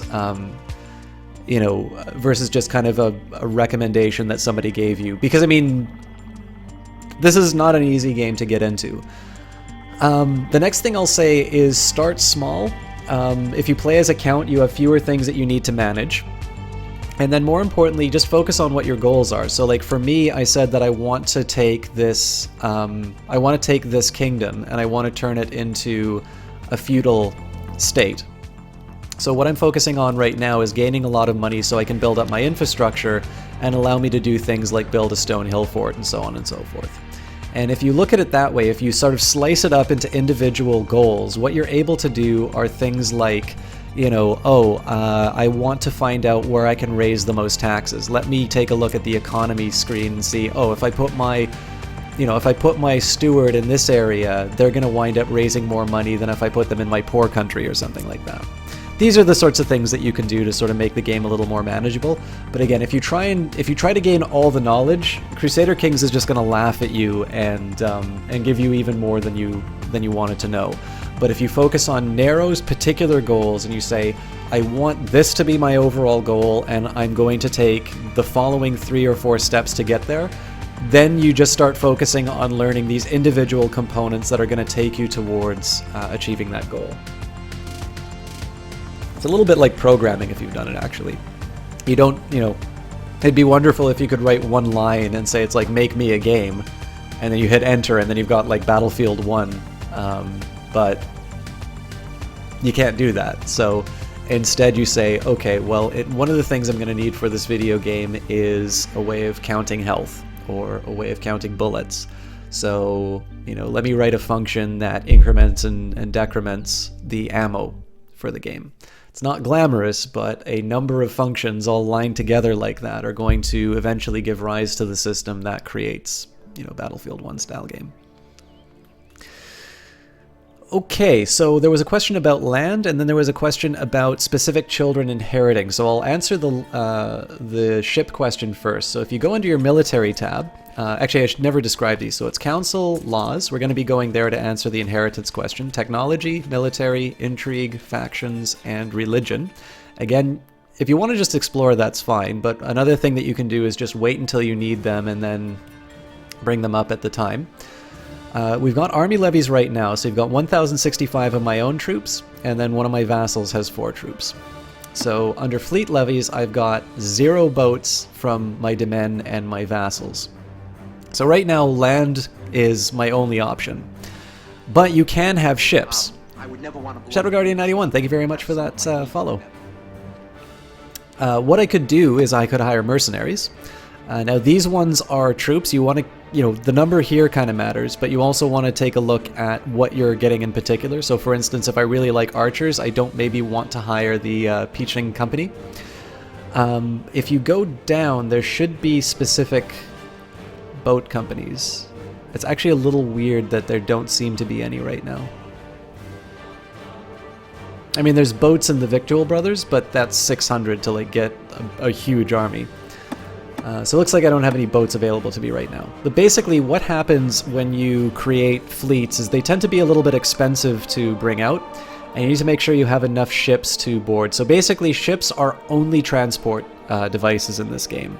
So what I probably would have done for that battle, if I was crazy, I would actually move the ships into this area, and I would take my troops and then I would just land them directly into Rogaland. But the problem is, because they were disembarking from the ships, they would be at a military disadvantage.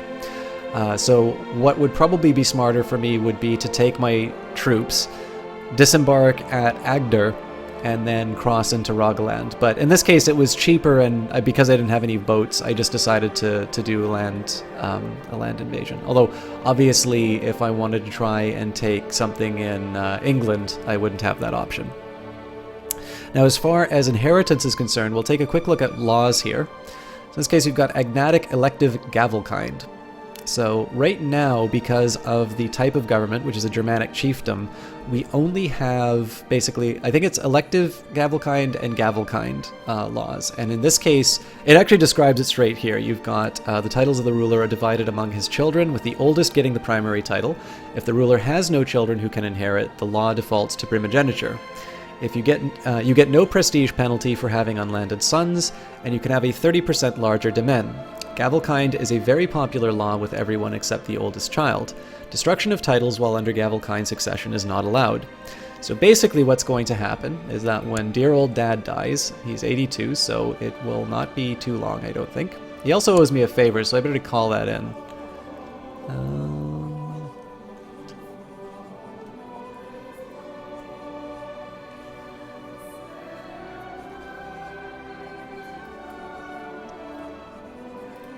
Apparently I can't. Alright, so he offered me a favor that I can't, I can't actually call in. Fair enough. So right now, under this current form of government, I don't have any other option but Gavelkind. It's just basically we can vote on it, or we can,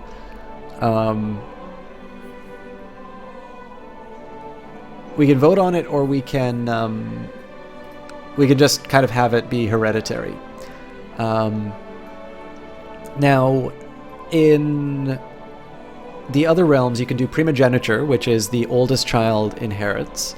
You could do seniority, so you could have the oldest member of the family inherits everything.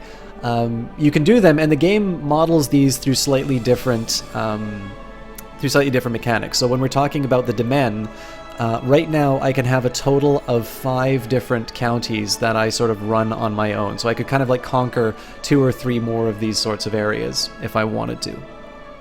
Now, if I alternatively said, maybe I want to go to primogeniture, I'm going to lose that 30% bonus that came from the previous round that came from the previous laws, and so maybe I'm not going to be able to hold as many titles.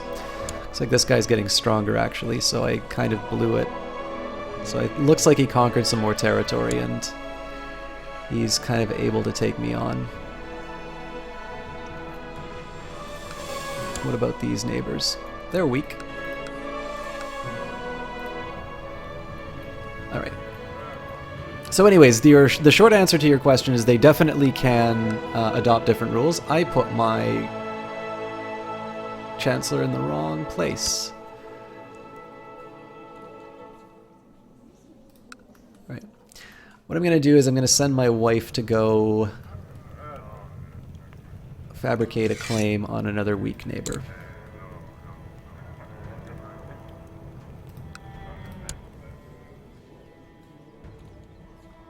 Actually, that was a mistake. I probably should have gone over here. And that'll just cut them off from any expansion.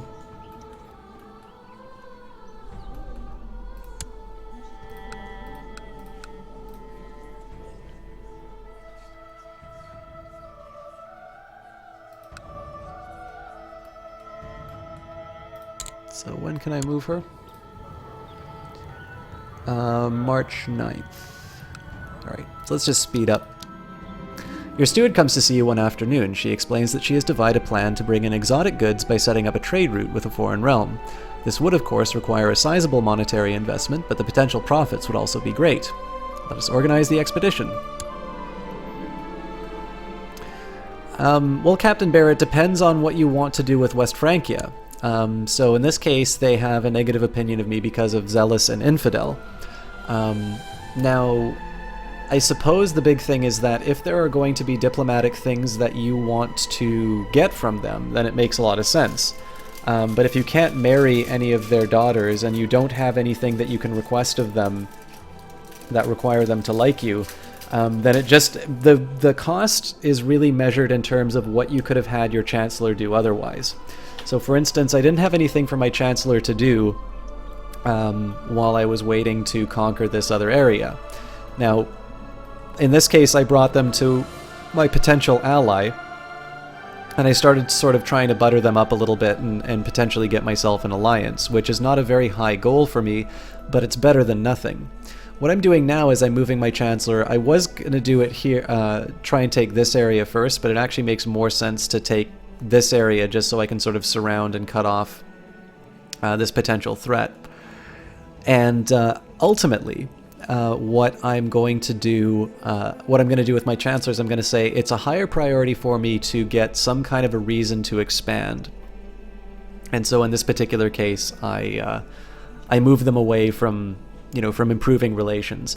Sometimes you'll want to do that with your own vassals, just to make sure that they don't rise up in rebellion with you. So it depends on what particular job. The best way, in my view, to manage these kinds of questions is to say, what am I giving up by putting my Chancellor here instead of this other area? Alright, the time has come to outfit a ship for a trading expedition. The Harbor Master shows you a large ship with a sizable cargo hold that would be perfect for the job, but it comes at quite a hefty price. I can buy it outright for 25 gold. I could hire a crew of bandits to steal the ship. Well, on second thought, I can't really afford this. Well, I can afford the ship, so let's pay the 25. The word has spread that you're planning a trading expedition, and a group of Godis have arrived at your court with a request. They are offering temple funds for the journey if you allow them to follow along. So it'll be an honor to have you come with us, and they only give me 5 gold, which sucks. It is time to set out on the trading expedition. Hopefully it will yield good profits to foreign lands.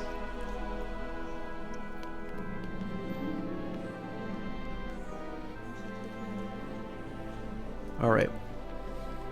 Your expedition has finally reached the realm of Chief Indratik. Your steward asks what gift we should bring forth as a token of friendship to the chief. So he's got a negative 20 opinion of me right now.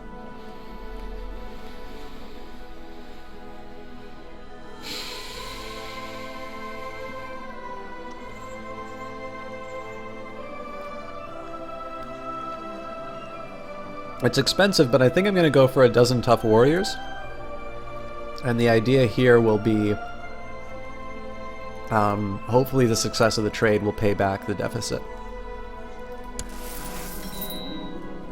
At dinner, you notice Chief Indradik of Humane's face growing red with annoyance as he glares at your steward shoveling her food and with bare hands. Please excuse her, I am still trying to teach this barbarian civilized manners. You're walking idly around the Chief Indradik when you suddenly hear a discussion increasing in intensity around the corner. Turning the corner, you're surprised to see some of the Godis from your expedition engaged in a wild theological debate with a local noble. This could endanger the whole venture. This must be stopped. A merchant has managed to find out that the coins that you had minted are counterfeit. You are being called a cheapskate since they do not contain the precious metals that they were supposed to consist of. People might taunt my face on those coins now. So, we're broke, and I now have negative prestige. Or maybe, no, I don't. It's 467. So people found out that I was a cheapskate, and I am now a source of mockery.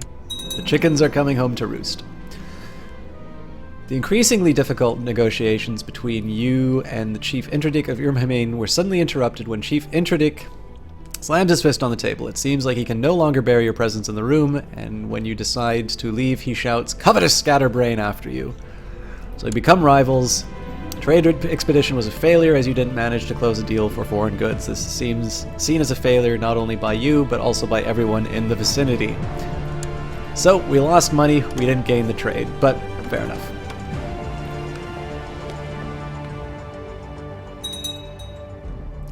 It's actually the first time I failed that quest line, but Fate smiles on me, and my wife Goulet is pregnant. Alright, my acute deficit has allowed a smuggler's ring to appear in Jilland.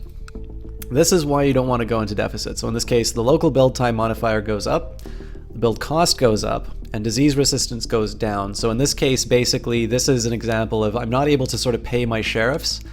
Oh, and Rogueland. So basically, just my realm is sort of falling into disorder because I've failed to manage its finances. It really is Jesse Quill. I think I'd love to do some multiplayer with you sometime, even if we don't wind up doing it. Even if we don't wind up doing it as a stream or something like that. You would truly be my milady in that case.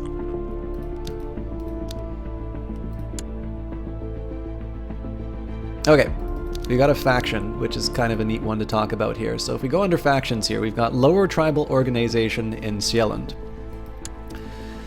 Now, he's a vassal for my dad, so I don't necessarily need to worry about him, but basically what he wants to do here is he wants to be changing the laws. Now, unfortunately, there we go.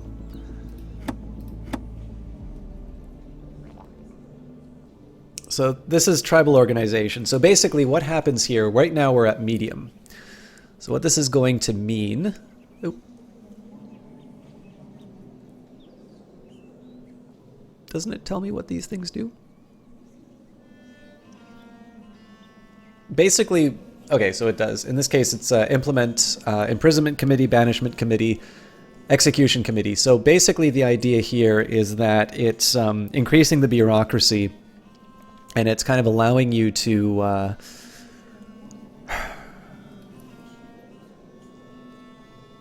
it's allowing you to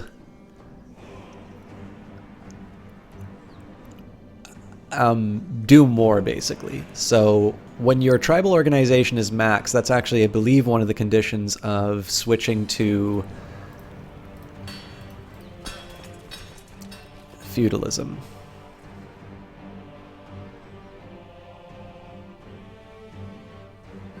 Oh, interesting. Apparently it is not.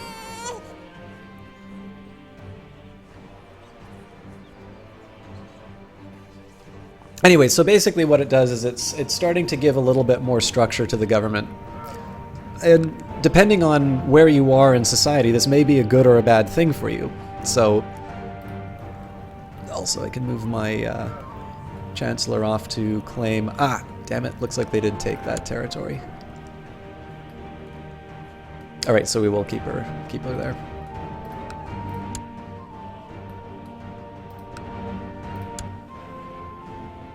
Look at him.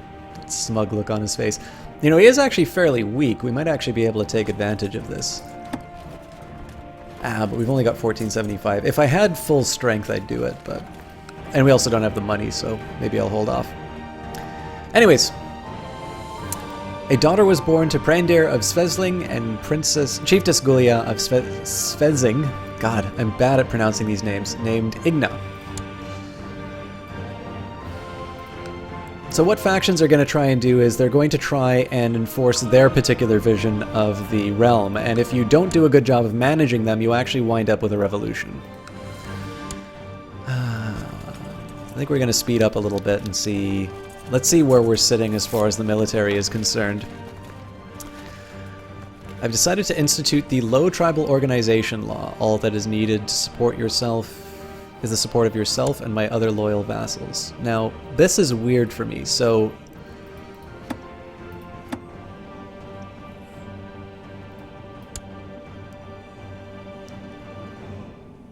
Voting for Low Tribal Organization.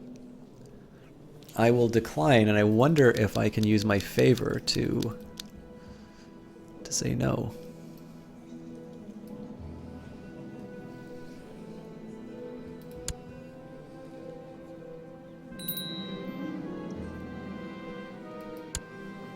Alright, so my steward just died, unfortunately. And looks like I can't influence Dad, even though he owes me a favor.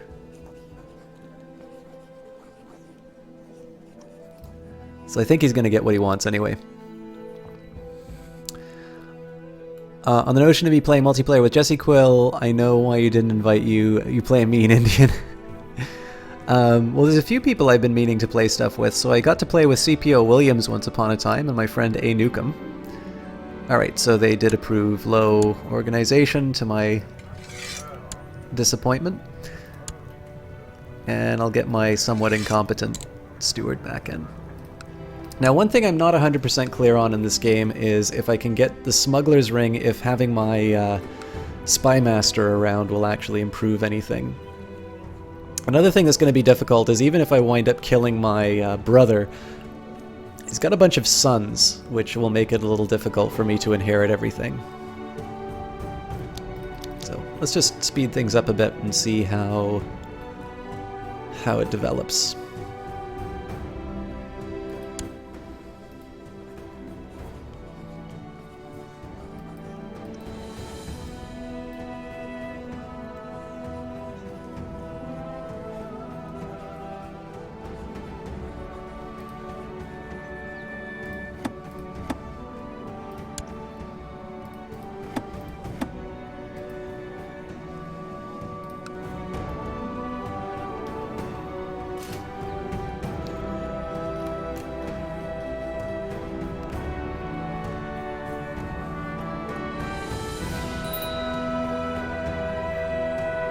Alright. You have been at peace too long. As a Germanic pagan, you lose 2 prestige every month for being at peace and doing no raiding.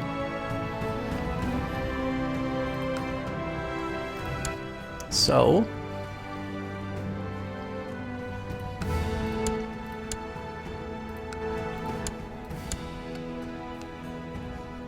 he's weak.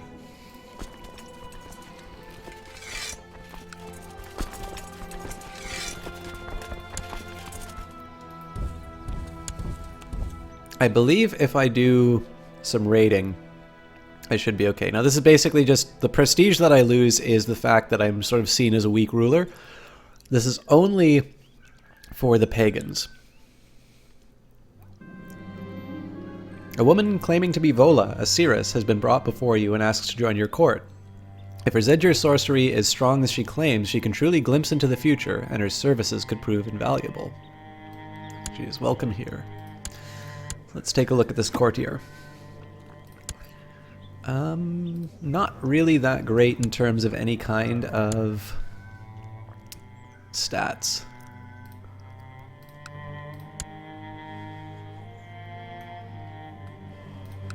Now, it looks like these guys are getting a little bit... well, their troop count has gone up. But I think they're getting a bit weaker because of a war. So So what I might be able to do is just kind of catch the back of that war and then do an invasion of my own. I'm happy to hear that, Captain Bear. I'm glad that you're seeing something new in it. All right, for whatever reason I can't. Since I came to Cielin, we never have a shortage of soldiers reinforcing our troops. They know that fame and fortune await. I'm trying to get these guys as raiders, but for some reason I can't. Unit is on friendly lands? I thought I was on friendly lands. Let's get back to my home. Oh, you know what? It's probably because I don't own them. Alright, to the glorious Prender, blessings upon you and your house. Please support me by voting in the council. If you agree to do this for me, I will henceforth owe you a favor. Well, why not? I mean, I don't normally like doing this, but at this point it doesn't really seem like there's much of a difference.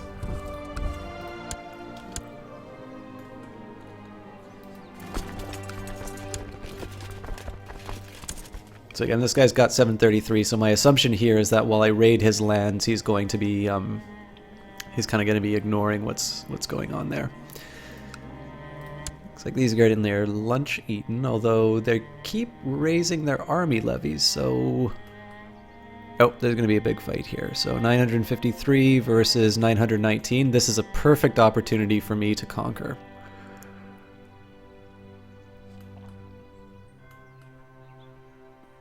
Alright, notice that decrease has ticked down. Alright.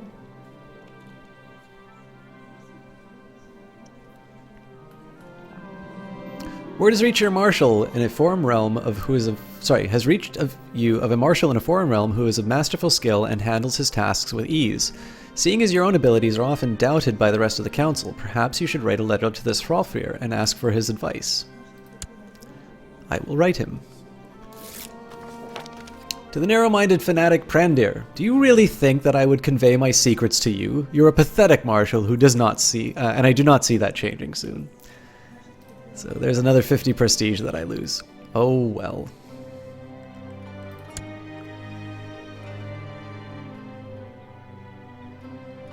So notice here that the loot is ticking down. This is kind of important because I do actually lose some loot every month as I go through.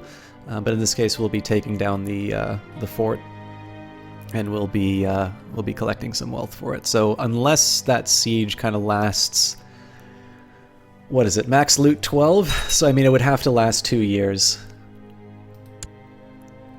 In this case, we'll just empty the coffers. What you'll usually see is you'll see like a little red indicator on the loot. Since I've convinced Hrolfrir to institute the tax-shifted noble obligations law, all that is needed is the support of yourself and other loyal vassals, your king. Alright. Ignore. It'll probably go through anyway, but...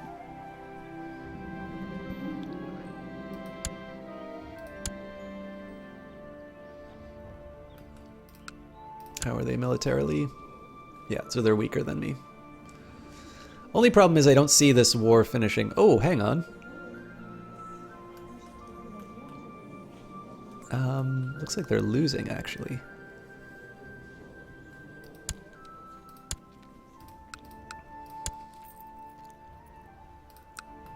I mean, I could roll the dice and try and go against these guys, but that seems a bit fraught. Looks like these guys are trying a last-ditch effort, and actually it looks like it's turning out. They're on some negative... Oh, nope, the war's over. Holy crap, that's a lot, actually. It might make sense to just... No, they're too strong. So I could try and gobble up these territories, or I can try... Yeah, you know what? Okay, we're going to finish looting, and then I think we're actually going to make our play for this area, because what's going to wind up happening, they're going to try and incorporate this into their realm. I missed my opportunity to take these guys down, so unless...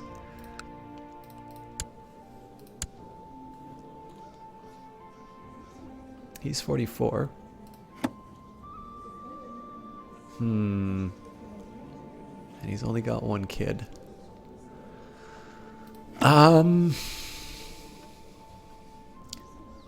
See, if he had lots of kids, the way to get rid of him is assassination. He doesn't have enough to go to war right now. He's got lack of funds, but he's still got enough men to cause me a problem.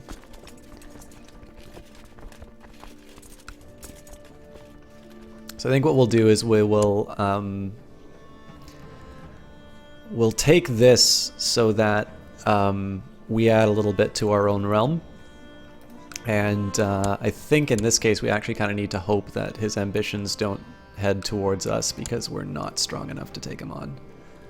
Well, I mean, we're close, but I don't like close. I like certain. And actually, you know what? There's no point in continuing to loot. I think let's just go back to friendly lands, and I think we're gonna attack these guys straight away. Zoticide, that's somewhat exalted company. And I mean, the one thing about Neil deGrasse Tyson is he's certainly not above throwing his weight around on really trivial points. So hopefully I'm not as much of a dick as he can be. I was going to say that somewhat jokingly. I appreciate the compliment. Okay, why can't I declare war? He is not independent. Right. So in this case, we'll just do subjugation. I can only get one of these done, but I think it's worth it. Now, what's going to be tricky here is for me to manage my existing armies. So we're going to be short 100 people. I'm okay with that. But what is going to be difficult is sort of uniting the army in a meaningful way. So what I'm going to do is I'm going to combine them on this island here and then take them to Skane. And what I'm going to try and do is I'm going to get these 232 troops. I'm going to try and move them around so that they don't have to engage, but they will be part of the conflict once I'm able to move them in. Also, I don't think I have allies, but let's try and bring them in anyway.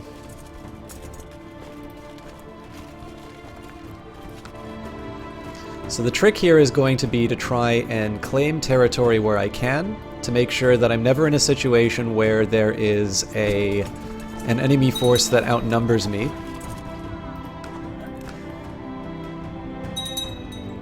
There we go. So I want to be, seeing as they're moving north, I want to be careful about this. I think what I'm going to do is I'm going to sort of salami slice it a little bit so that I'm going to have my troops move first north here. We're going to move sort of individually county by county.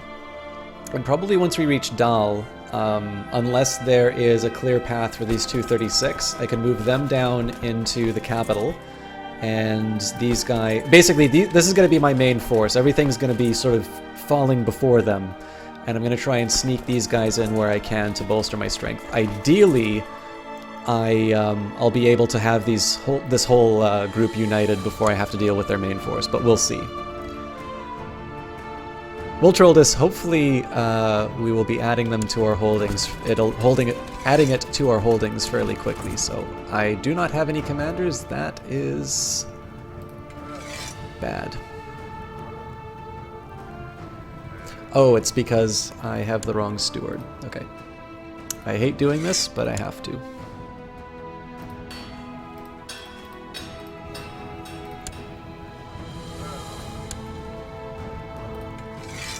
So he's going to be mad at me for firing him, but I need him as a leader. What about my other commander? Godi. I want him to continue building my piety.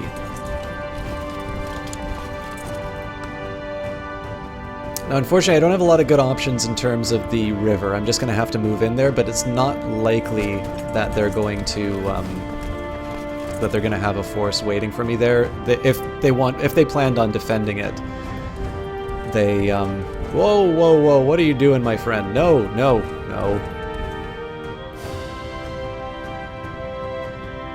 Actually, what I might be able to get away with. Now we have a negative amount. This is actually going to be tricky. I have a new heir. If your character dies, you will now play as King Hrolkrir II of Shelland. Alright. So the king is dead. King Odor of Vestergaland has called...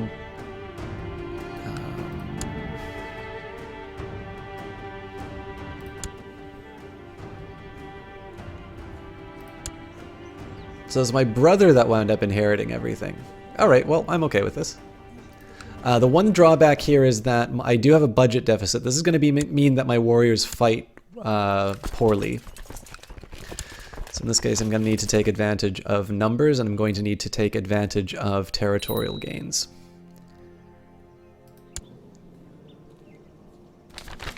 The rise of the Shia. The schism at the heart of Islam dates back to its earliest days. The majority of Sunnis have long persecuted the followers of Ali, the Shias, forcing them into hiding. The partisans of Ali took his descendants for leadership, but they are forced to keep their ancestry secret. Now, though, the Shias are mobilizing their strength behind a boy who they claim to be Ali's rightful heir and imam. Other Islamic jurists claim that the boy is clearly a fraud, but to his followers he is the person that they have been waiting for, and now they flock to his banner.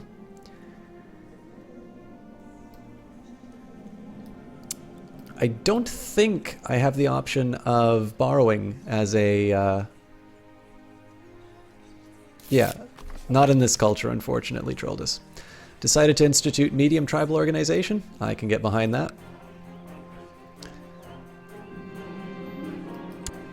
Now there's one drawback with this strategy, which is that I'm going to be losing troops as I claim territory. So one thing that I might actually wind up doing is... Alright, so I've claimed this. You know what? The best offense is a good offense. Alright, so they arrive on the 22nd. They arrive on the 20th. So let's wait 2 days. And let's watch this Charlie Foxtrot. Alright, let's just slow this down and watch the fun.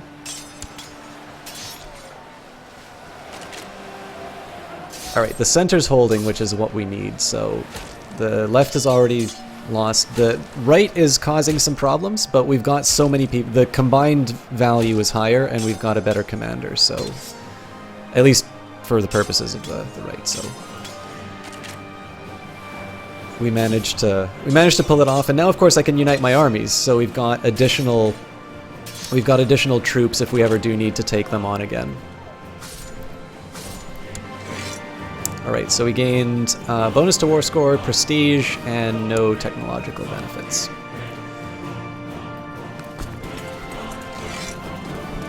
Since I came to Sealand, we've never had a shortage of soldiers reinforcing our troops.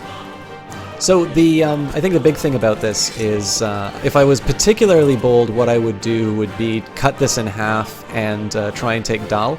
But I am quite nervous about the fact that this guy could potentially turn around and capture my other guys. So, oh, we have more. You guys are able to hear the Christmas music in the background, right? If you'd like, I can turn it. Actually, you know what? I'm gonna shut up, and I'll let you enjoy what Paradox has given for us.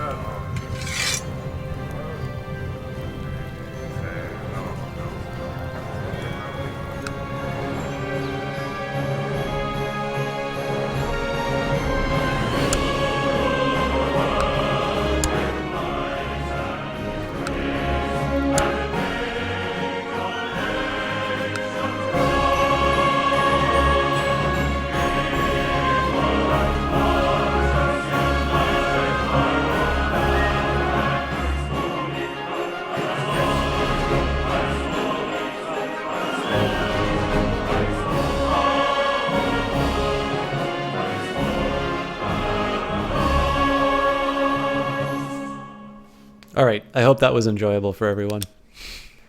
I believe you can actually, you can alter the game so that it'll play that music anytime that you want.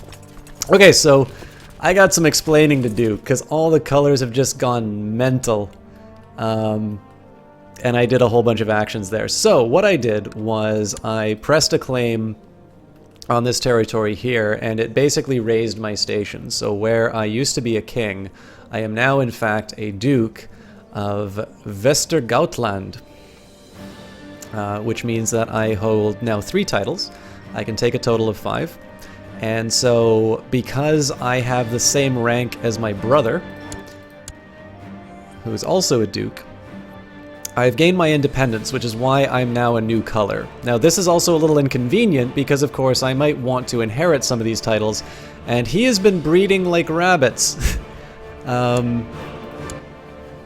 This particular case here, I just have a daughter, and what will happen is if I wind up dying, I'm going to wind up playing as my brother instead.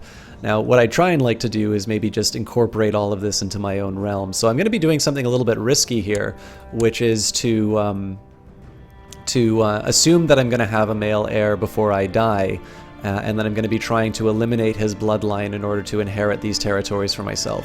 What I might also want to try and do is to go to war with him about it, but I mean, again, my maximum levy right now is 1475, so I definitely have some work to do so far as my my military strength is concerned. And of course, we've got a big scary neighbor to the right of me.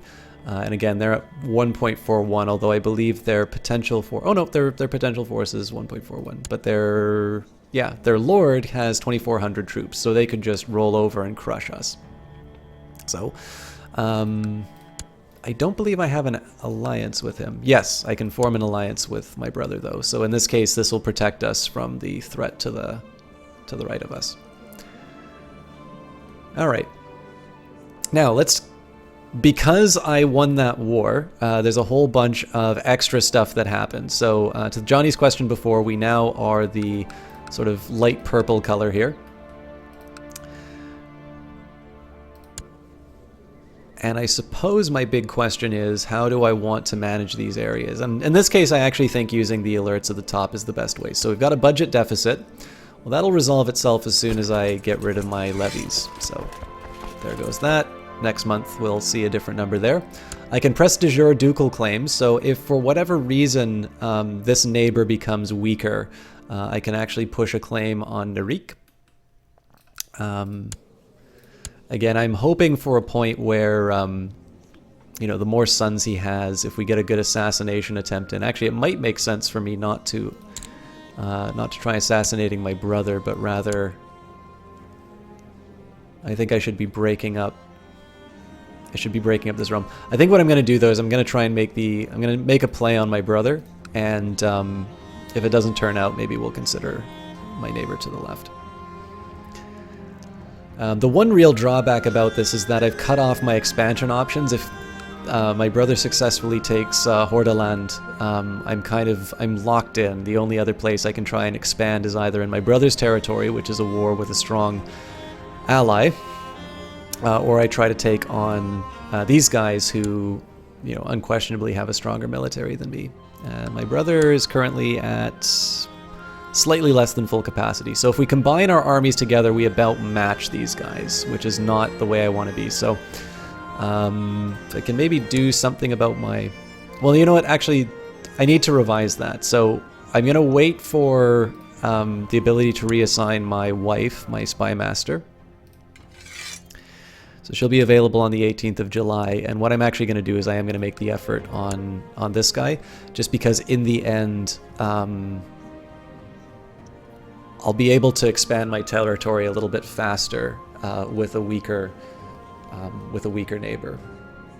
The fact of the matter is, the time it will take me to take out my brother and his heirs, these guys will be able to mass up enough strength and take me on. And of course, by taking out my brother and potentially weakening his realm, it's going to mean that I face a, you know, I'm weakening my ally exactly at the time where I'm going to need him to keep this opponent in check. So it's a pretty precarious situation I put myself in. All right, special title actions are available. I can set Rogaland as my crown focus. Rogaland will be more likely to prosper and may receive special events. Only one county may be a crown focus at a time. Well, what if I want to make...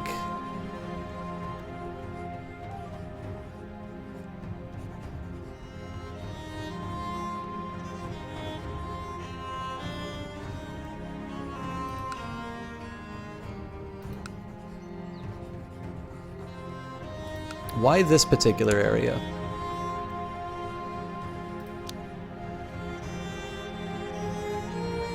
Alright, I am threatening.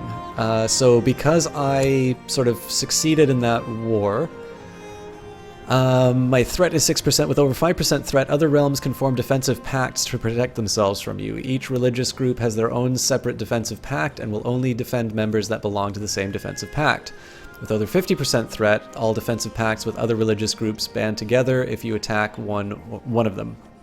With over 75% threat, all defensive pacts, including that of your own religious groups, will band together if you attack one of them. With 95% threat, you are considered threatening enough that even your own religious head and holy orders from your religious group will defend other defensive pacts from you. And as your threat increases, large and more distant realms are allowed to join defensive pacts opposing you. As your threat decreases, larger and more distant realms are forced to leave defensive pacts opposing you.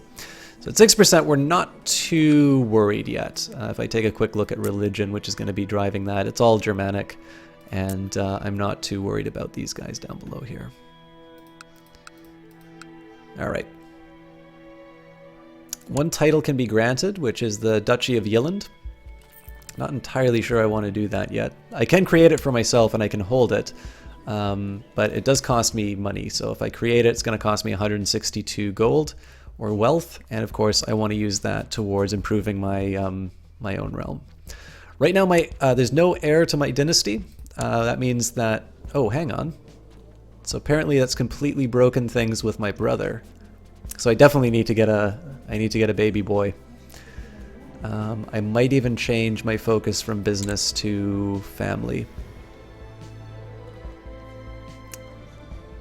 Better still, I'm going to do seduction difference here. So I can do family, which will improve my diplomacy, fertility, and health, or I could do seduction, which will increase my intrigue, fertility, and sex appeal.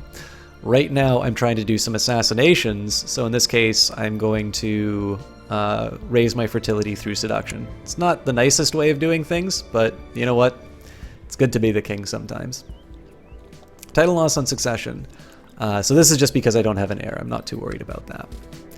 Can't you destroy the title of Petty King? Not saying that you should, but could that be an option? Not under Gavelkind succession, Troldus. So basically, the reason why you can't destroy titles under Gavelkind is they don't want it to be so that you destroy all the titles so that there's only one title to pass down, and that essentially turns you into some variation on primogeniture. So the way that they got around that was basically to say that when you're under Gavelkind, you can't adjust the laws. All right, I think I'm gonna have to go to bed soon, guys. So let's at least get the realm out of debt, and let's see what happens with the next couple of rounds. I think we've got a few people in my dungeons. Nope, that was just from the. Alright, so before I do anything, I'm going to switch my plot to my potential antagonist. I definitely need to break this up as quickly as possible. And in July 18th, I will be moving. Dear brother, peace be with you. I, King Hrothgar II of Sjelland, accept your proposal for an alliance. Alright, next up, let's see if we can maybe have a new heir. If your character dies, you will now play as king. Okay, good. So that was just because I didn't pause things correctly. So we're in good shape. If I don't have a male heir, I play as my brother. So I actually would have preferred not to take the seduction focus in that particular case, but we'll work with it.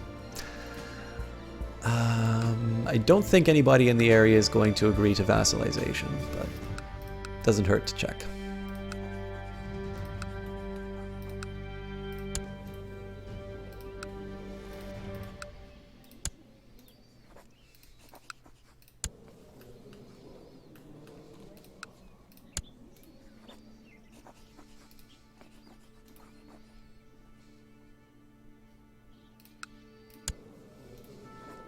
Yeah, so nobody in the immediate area will agree to be vassalized by me.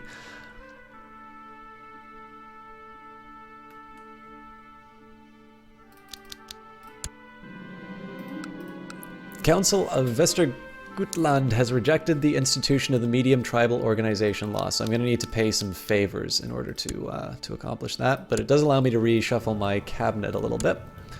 So I've got some powerful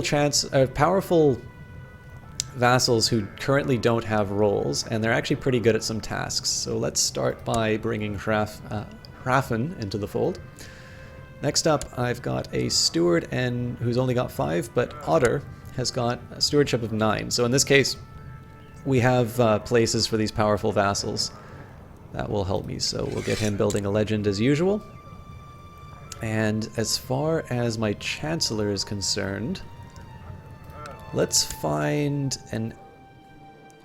I can't find an enemy of this guy, actually. Oh, interesting. So he's defending against King Carl.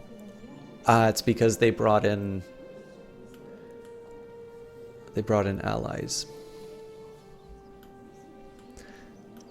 Now, I don't think I'm going to be able to get some kind of an alliance with Francia, unfortunately. So what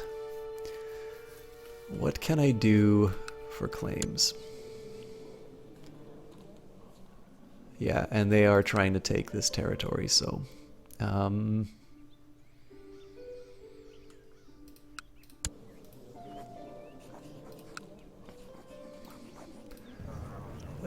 it's ugly, but let's try and claim this other territory here. It just results in a really fragmented realm, which I don't like.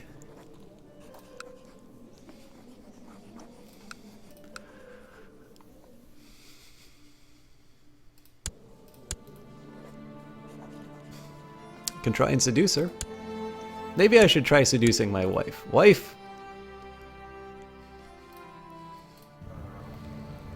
Alright, let's speed up so I can see, I can move my, my spy master. A most impressive woman has recently arrived at your court. Apparently the reason for her visit has been to arrange a trade agreement with the local merchants. While people did not think much of her at first, you now have heard many courtiers praising her savvy business sense. Perhaps you should make her an offer. So, another very good steward. The big question now is if I have an alternative role for my current steward. Because he's not really good at stuff. The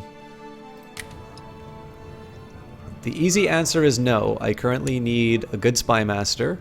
My seer is powerful, my chancellor is powerful, and I don't want to skimp on my military. So as much as I would love to have talent in my realm, the fact of the matter is I don't want to piss off these stronger well, no, you know what? How strong is this guy? Let's think about this another way around. 319 troops? I don't care if you're disgruntled.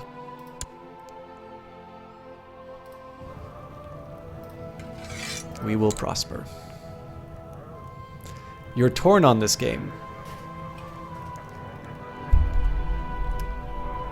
Keep in mind, Captain Bear, for my own part, I'm trying something new for me. You may want to try a more traditional feudal start, at which point you may want to... Anvina, the wife of Chief Ama of Kalasmi, has been spending a few days in Svelding. It has been a very nice experience meeting her. Maybe our peoples are not so different after all. I will write to the chief. We could be friends. If this agreement can lead to a better understanding between our peoples, I will put effort into opening our borders to visitors from your realm. Excellent. I have a feeling he will not choose an alliance, though. But it's only because of his opinion of me, I think. So I might actually... Fantastic, the pact is signed. But he's not really strong enough to merit the effort. Alright, my steward tells me that her efforts praising my name and deeds have been met with great success. A small army of warriors have converged in the Selving tribe, ready to serve me. I just need to make sure that they have someone to fight within a year, lest they become troublesome. Excellent. So, I suppose the big question is, what do I do with an additional 400 warriors?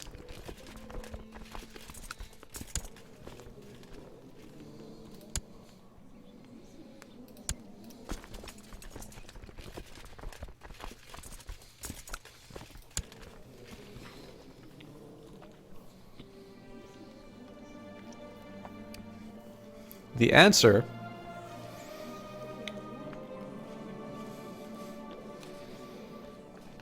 is I do something mental. I'm not quite sure how to answer that, Captain Bear. Did you get any special events or something like that? Oh, this is perfect, actually. So I can claim Nurke.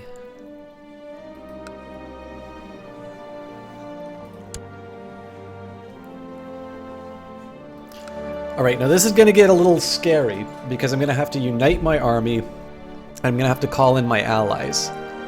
But I think I can make this work. So this will be the thing that we finish off on tonight with. We'll do the gambit.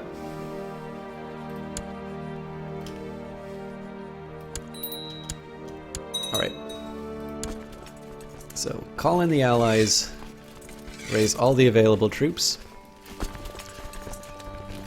and we should probably...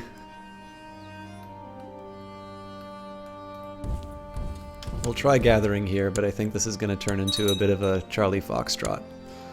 Yep, they are already really pissed off, and unfortunately, we can unfortunately not join your wars at this time. Alright, we did have at least one... Oh crap, no, that's an ally for them. So I think my brother just abandoned me, and I am in a lot of trouble.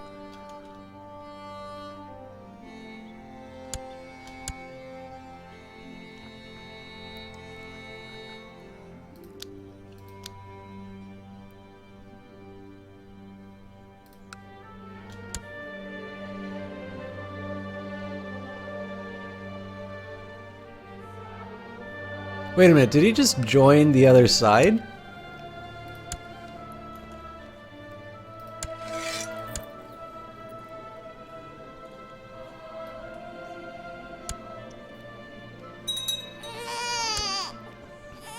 Alright. Oh god. Yeah, so he's basically got everybody in. Not good. Alright, let's double check our...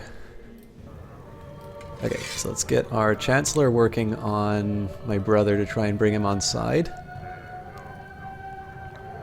And I don't think there's any way I can get this assassination working any faster.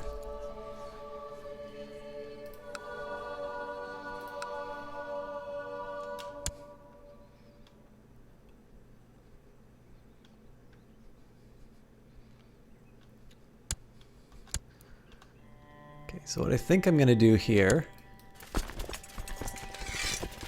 I need to make sure that I don't move to any places he's going to be able to catch me for a fight.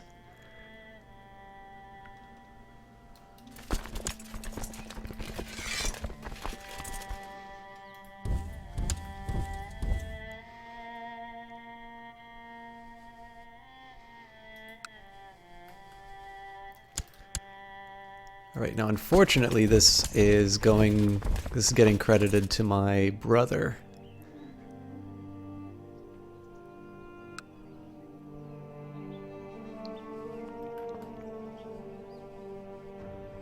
So one of the things that I'm going to try doing here is I'm going to let him take some of my territory. And what's going to happen is he's going to leave some troops as garrisons. Now unfortunately I'm going to be doing this too. So our respective armies are going to get a bit weaker. Let's see here, he's coming on July 4th.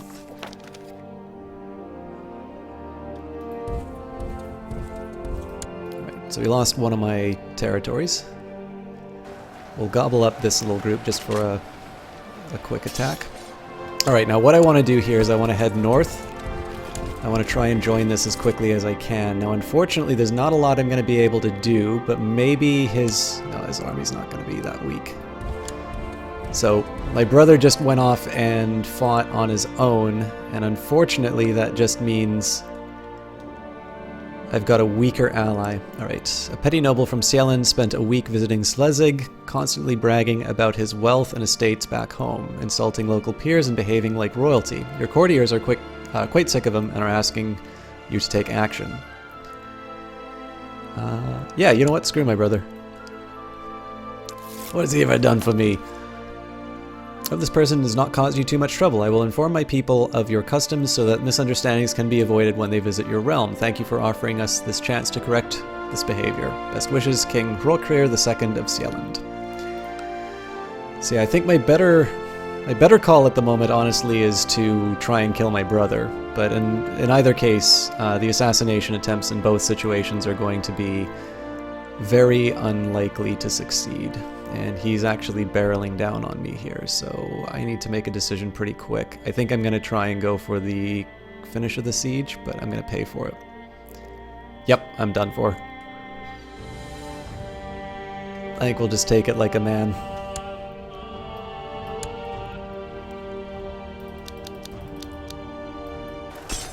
Alright, so basically, he outnumbers us on every front, so this is going to be just an absolute slaughter of my guys. He does get a terrain penalty, but unfortunately he's just got better commanders, more troops. There's no way that these numbers work in my favor. If I added my brother's forces, it'd be slightly evenly matched. We'd still lose, but in this case here, it's just going to be just a big succession of losses for me. So I need to try and find a way of getting some kind of like white peace or something like that. Yeah, so the only thing I could do is surrender, and I would lose 200 prestige and 56 gold.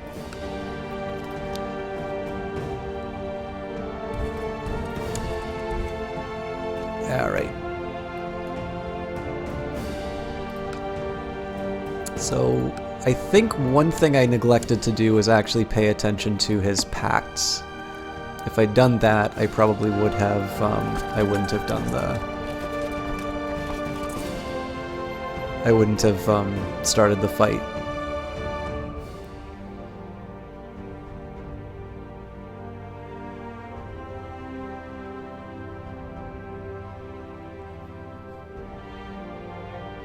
I also kind of assumed that my brother would be joining me on this stuff, but...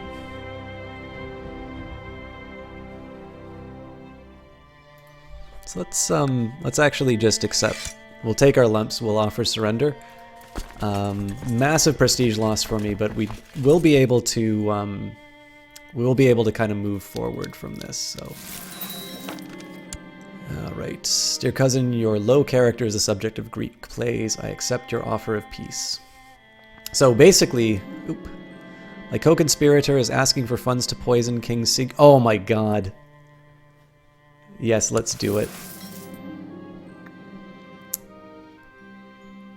We've got another army of zealots. Okay, let's just disband everything. Let's actually see if the poisoning would have worked. Success, it seems the wine did not agree with King Sigurdur of Svegold. He died not knowing the name of his killer. I will celebrate with beer. Okay. So this is something I can declare war over. Unfortunately, I'm bankrupt. What about the rest of this realm? 1.4k and 1k. All right, so that's the really embarrassing thing, is if I just had the patience, I actually would have been able to prosecute that war on my own. But it was for naught. So, what are the next rounds going to be?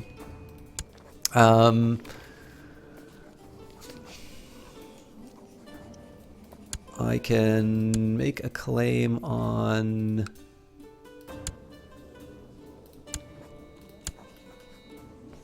I can make a full claim for this, but that's 1.67, and I don't think I'm going to face much success. I think it can still press a de jure claim on this, though.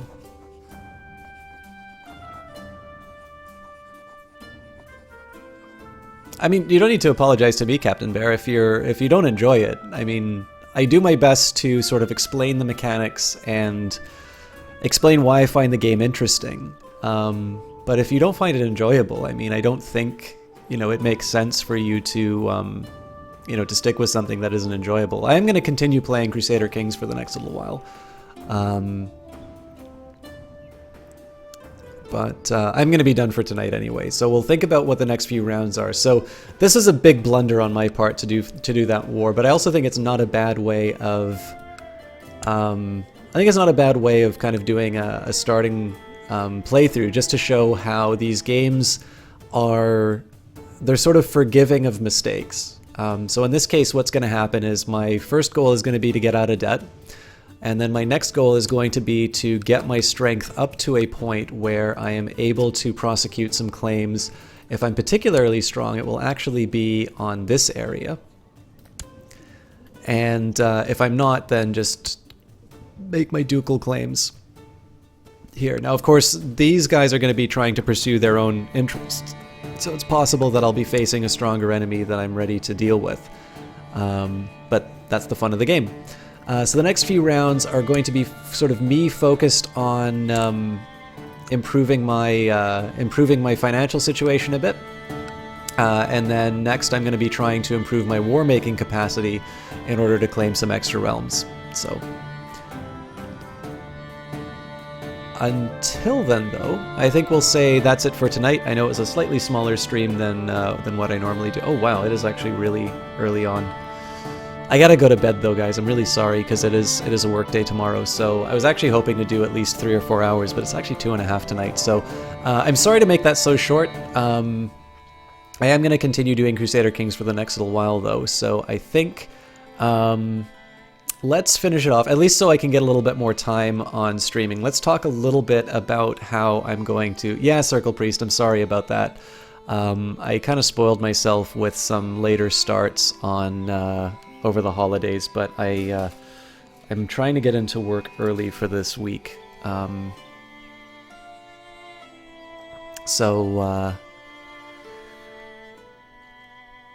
I think I want to be kind of responsible on this stuff where I can. So let's talk a little bit about what the next few turns are going to look like. As we said, we start off as a count in Denmark, and my current goal is to modernize it, to turn it into a feudal country. And with that, I'm going to eventually have 1754 troops to allow me to do that. And I also have an alliance with my brother, which is a pretty inefficient one because he doesn't actually do what I want. The most obvious target for my ambitions would be to my right here.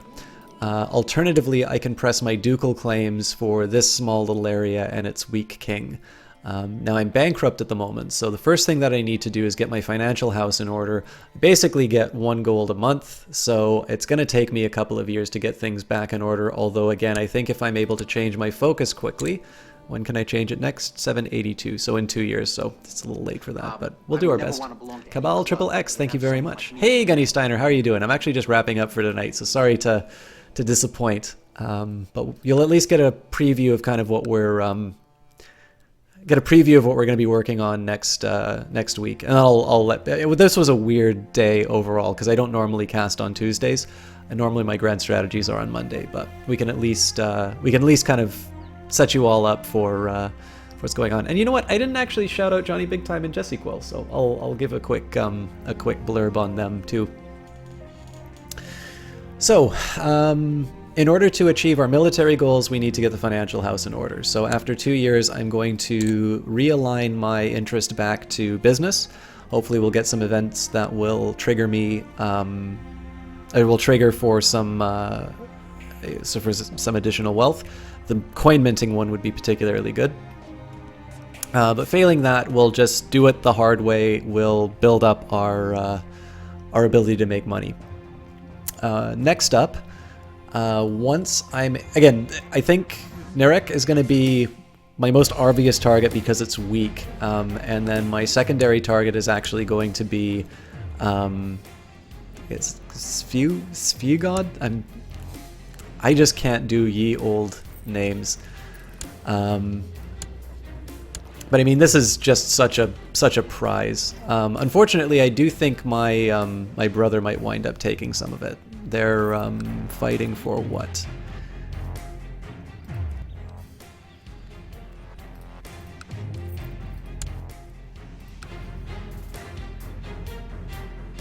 So it says subjugation war. It actually might be the whole realm, which is tempting.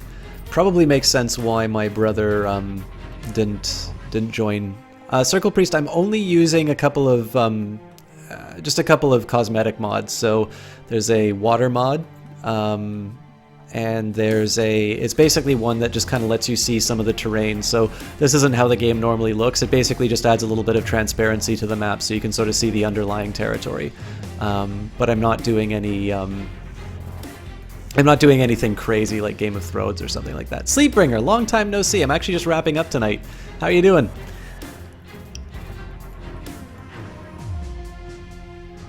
Alright, so I talked about how my goals are military. I need to get my economy in order.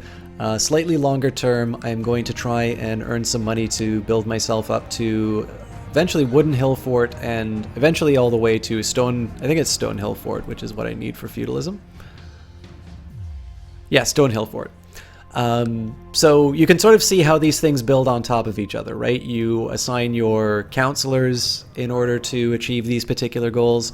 You assign your laws, you assign your interest in the service of some of these things. Actually, you know what? Let's work on my real goal. Claiming some titles from my brother.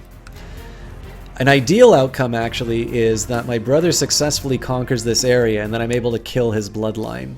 Well, not his entire bloodline. I'm part of that, obviously. But basically, if I'm able to take out the two sons and claim these territories for myself, that's also another possibility. My voice sounds even better than I remember. That's very kind of you, Sleepbringer.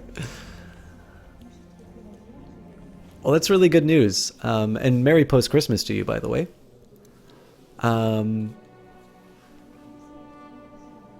But yeah, so first goal is, I think, honestly, it's just a waiting game in terms of getting our wealth back to where it is, and of course, switching to the business focus will be able to improve things a little bit. In the meantime, hopefully, we'll be able to get a little bit of intrigue underway and kill my brother. And then finally, once that's done, we will either inherit a bunch of territory or we will be able to conquer some of our own. If my brother winds up taking this territory, it puts me in a fairly bad spot, because that means that he'll probably turn his attention to me, and all of a sudden he becomes the big enemy to be feared. Although at least in this case we have an alliance together, so he would suffer some penalties. But in the end, as far as the overall goal of modernizing Denmark and turning it into a feudal state, this follows. In the end, you need money for that, and I'll get money through one of two means. I'll get them through the events that pop up and the upgrading of my infrastructure, but of course by conquering territories and adding more productive realms to my, to my kingdom is the other way that'll accomplish that. So we'll get past our setback at the end of the night from my recklessness, and we will turn around and try and add some more of Scandinavia to our holdings. As far as other streams to watch are concerned, I actually have 3 people I can mention right now. So the Sleepbringer I haven't seen in a while. It's been on a little bit of I think it was a bit of a Twitch hiatus, although I don't recall the last time. All right, have a good night then, Sleepbringer. I don't recall the last time I saw you live, actually. But I recall Sleepbringer primarily for his fighting streams. So I don't know if you're still live and I just haven't seen you in a while, or if you're taking a break. But anyways, Sleepbringer is a friend of the cast. Jessie Quill was the first one to give us a host tonight, so thank you very much for her. She is a fantastic variety broadcaster. If you like the depth that I go on, I didn't do as much history this time around. Of course, I don't know a lot of history of Denmark either, so that's probably one very good reason why you didn't hear a lot of it. But when it comes to, say, some of the things that I talk about, if you like my treatment of that, you definitely should be checking out Jessie Quill, because she does a really wonderful job of talking about the psychology behind games. She goes deep into the themes of the stories of the games that she plays, and just is all around a very wonderful and a very talented caster, somebody who has helped a lot of casters sort of find their feet, as well as sort of, continue to build on her strengths and really try some different styles. Finally, it's been almost 2 years since you've been live. Has it been that long? Well, I'm looking forward to seeing you when you get back anyway. And then finally, we've got Johnny Big Time, who is playing Rebel Galaxy tonight, as well as Steep. Johnny Big Time is an extremely entertaining caster as well. He's got a great sense of humor. He's actually very good at the games that he plays. So if you like, I don't normally shout people out for their skill because I think the personalities tend to drive casts. But when it comes to Johnny Big Time, he has both, and he does a really great variety of games. I'm very glad I've been able to pay him back for all the good game ideas I've gotten from him. He played Rebel Galaxy because of last night's Rebel Galaxy stream, and then he usually does wrestling on Mondays and then does just general variety. He has definitely a taste for some action, but he's actually one of my favorite Dark Souls streamers. As for me, I do consider myself a variety caster still, although if you're here for Crusader Kings, every Monday we'll do a Paradox Grand Strategy game. I'm going to be doing Crusader Kings primarily on Mondays for the next little while, although other ones we've played have been Stellaris and Hearts of Iron 4. I noticed that Europa Universalis 4 sometimes attracts the wrong crowd, so it might be a while before I do that again. And Victoria 2 is a little hard to do just because it's one of the older of the series, but we might try that, change it up. But we'll likely do Hearts of Iron 4 and Stellaris after Crusader Kings 2, but I am kind of in this one for the long haul, so at least until the Bloodline dies out, or until the game reaches its end in about 700 years, we will... we'll be carrying on with this story. Maybe we'll be able to turn it into another House of Rose. We'll see. We've definitely got two big threats to us, which is West Francia, as well as some of our northern comrades who are a little bit more successful at expansion than we are. All right, let's take a quick look and see who I can host tonight. We have got... Oh, you are all going to hate me for doing this, but I actually have to do this. So, El Canu is a French streamer, which I know is immediately going to cause a few people to turn off. Although I suspect a lot of people are here just for Crusader Kings 2, so that's... I think I'd probably have lost you guys anyway. But I don't get many opportunities to host El Canu. He's a wonderful French streamer who's actually just recently moved to the States for work. Even though he is going to be streaming in a foreign language, I strongly recommend that you guys hang out. He's doing one of his Discovery casts. So he's playing a game called 140.